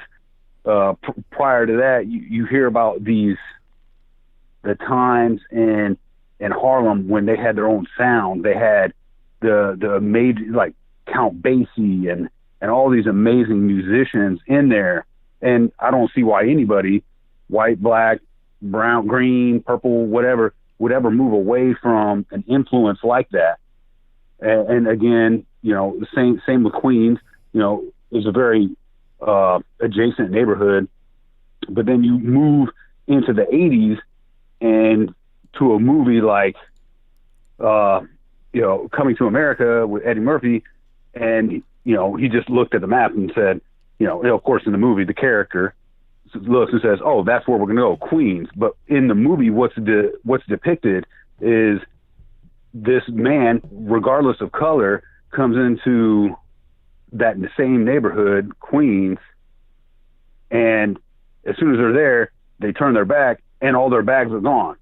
So from the 50s, 60s, or whatever, 20 years later into the 80s, regardless of your color, the neighborhood has changed. Yeah. So that's just one of the things I wanted to point out is that, yes, maybe some flight happens, but like you pointed out earlier in one of your videos, that happens for a reason, because a group of people, not just one family comes in, but a group of people comes in and changes that society, not society, the society itself doesn't change, but that environment, that community. That's right. And I just wanted to point that out. And the last gentleman that was on, he was a great discussion you had with him too. And actually, I forgot what I was going to say. But he made some very good points as well. And damn it, what was that I was going to say? I don't know, man. Oh, it's all good, man. But hey, I thank you for the call. Hey, thank you very much. And I just wanted to point that out to Ivan, that, again, and it reinforces what you said earlier in your video. Yes, a family or two. And again, Harlem had its own thing going. It had everything going for it. But there are outside distractions. If you draw too much attention to yourself, and outside of Harlem, the big cities, there are cities throughout the United States. I think it's almost every year they say the biggest or the best small town to live in is A or B or whatever. They say it's this town. But you move forward about 15 years from whatever that town was, town A, you move forward about 15 years and look at that town again, and it's not even close to the top 100 towns, because when somebody says this is the best small town to live in, the people that are encouraged, oh, I'm going to go there, they also bring in not just the good people, they have great intentions, but the people that are like preying on those people. And eventually that's what it becomes. It becomes a predator and prey environment. And that environment that was once the best small town to move into turns into something that is totally counterproductive. There it is, man. Well, thank you for the call. I definitely appreciate you. All right. Talk to you later, ABL. All right. Now, same to you. All right. Shout out to the caller. Definitely appreciate him. Let me get to my next call here. The number to call is 434-658-1220. Do not be afraid to call. It is all good. I'm going to try to get everybody on as soon as I can. Y'all just hang tight. And let's get to 470 on the line. Who am I speaking to? Hello. Hey, Anthony, how you doing? I'm all right. How are you? I'm done. I finally got through to you, Anthony. I done called you about 100 times, Anthony. Hey, you know, it's just real busy, you know. You the man, you like the black Russian, or you just standing behind your golden EIB microphone? It's the wonder of the world, Anthony. That's right. But your man going down. They finna impeach him. Who's going down? That orange man, I will not speak his name. What did he do? I don't know, but that man Adam Shifty, he said he getting him out of there. Him and the other man and Nancy and everybody else. I don't think he did anything. I think that he's going out of there, Anthony. Nah, I don't think he did anything. I think he's going to be just fine. Well, him just being there, that's enough anyway. But anywho, and what was you doing at that Politicon thing, Anthony? Oh, Politicon was fun. There was a bunch of people that were there for, just political people. People there they selling stuff, talking to people, meeting and greeting. It was a lot of fun. Mm-hmm. Did you hear about that other man, Anthony? What other man? That rapper man who made that man get up on the stage with him, and he tried to make him change his whatever about that orange man, your little friend, whatever. But he told him to get off the stage. You know, you saw it. Didn't you see it, Anthony? Are you talking about YG? Yeah, I saw that. Mm-hmm. That's what we gonna do to you when you come down here to Atlanta, Anthony. I see you on stage. I'm just gonna come up there and tell you to get off our stage. That's our stage, Anthony. Nah, I don't think so. I think everything will be just fine when I go to Atlanta. When I go, everything will just be all right. I won't have any problems there. That whole thing was really crazy because they embarrassed that. Coming? Huh? When you coming to Atlanta? I don't know. Well, matter of fact, I'll be there on the 10th of November for the Blexit rally. I'll be looking for you, Anthony. But anywho, and I want to tell you about the trans rights, Anthony. All right. So what's going on with the trans rights? Well, did you know they gonna let us back in the military, Anthony? Oh, for real? I didn't hear about that. Yes, Anthony. Now, I think I might sign back up for the Navy, Anthony. I bet you would sign up for the Navy. That's your the department, huh? That's right, Anthony. I used to be in the Navy, Anthony. You didn't know, Anthony? I did not know you were in the Navy. Well, maybe I want to finish over here on one of these colleges, and maybe I could be an officer or something. I mean, but anywho, when you was at, is Nippon called in? Now, Nippon is not called. I think Nippon is like dealing with with school and stuff, so he's not called in.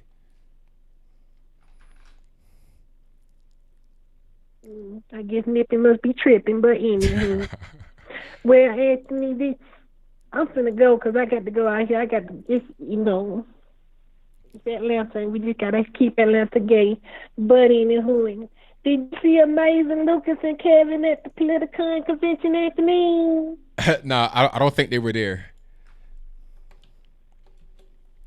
You ain't see Amazing, Anthony. I did not see either one of them at the event.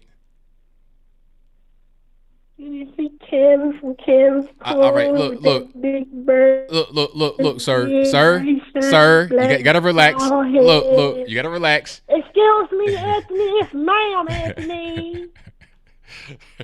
All right, hey, whatever. Hey, my fault. I'm finna go, Anthony. I'm gonna go ahead and make Atlanta gay again. So I see you later. I see you next time, Anthony Brainy Logan. No nicknames, but thank you for the call. I appreciate it.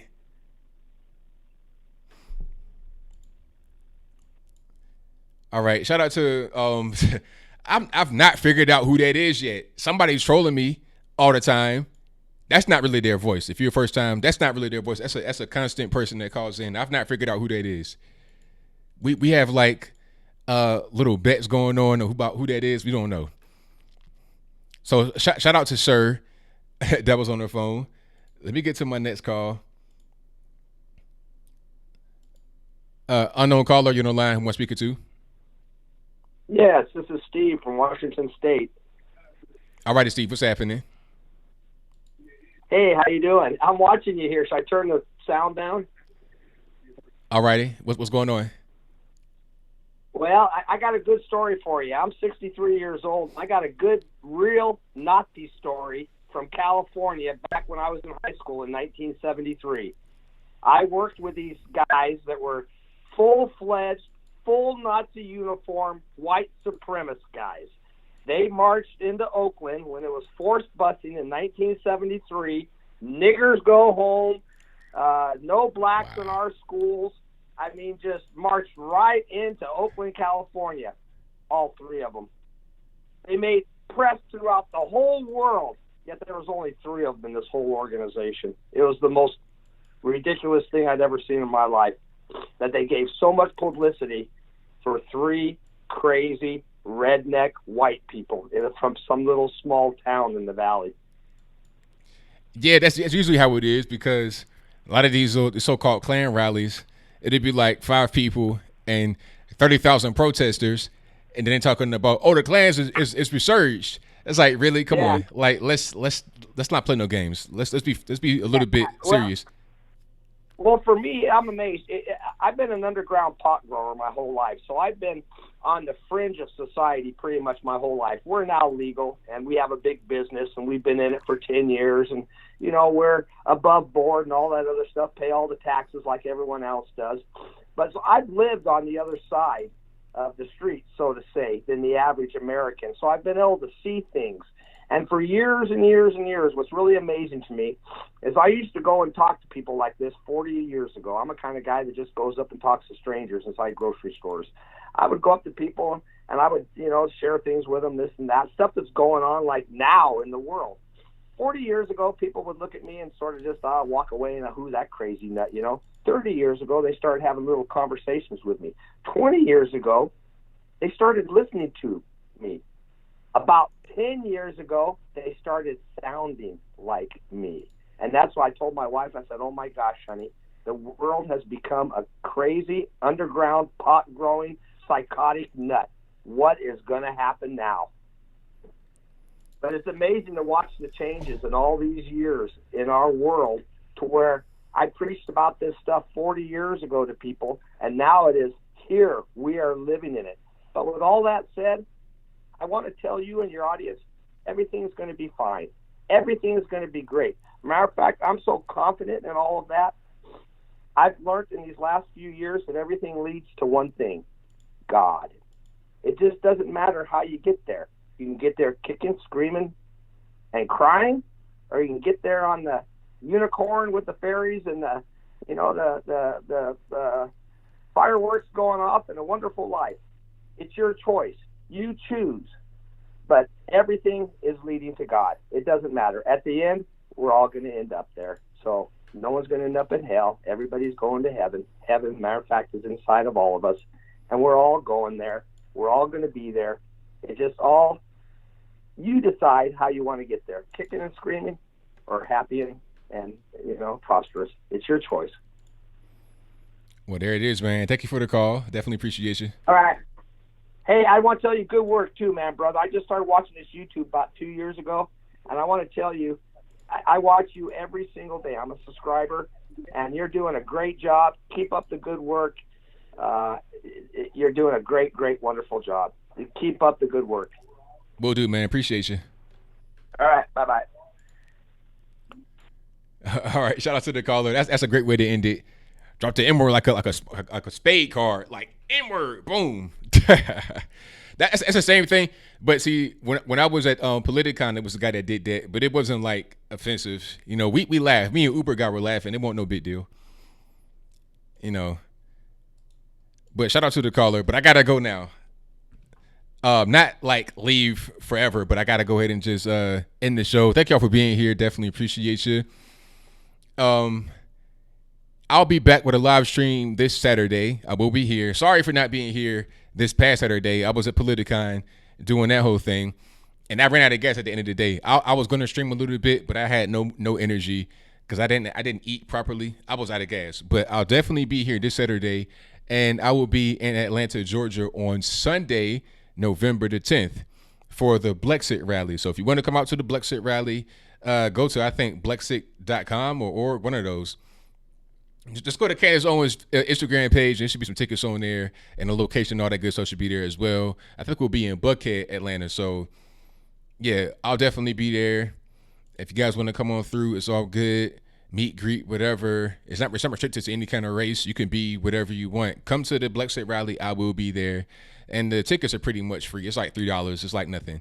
So, thank y'all for joining. I appreciate it.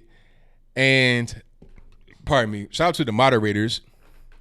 You guys are doing a great job. You got Zealand Zen, Shreebs, Elijah Jean, Sushi. Who else we got? Michelle A. Everybody, thank y'all for doing what you do. Ansel, you guys are great. But until next time, y'all be safe. I'm out, and peace.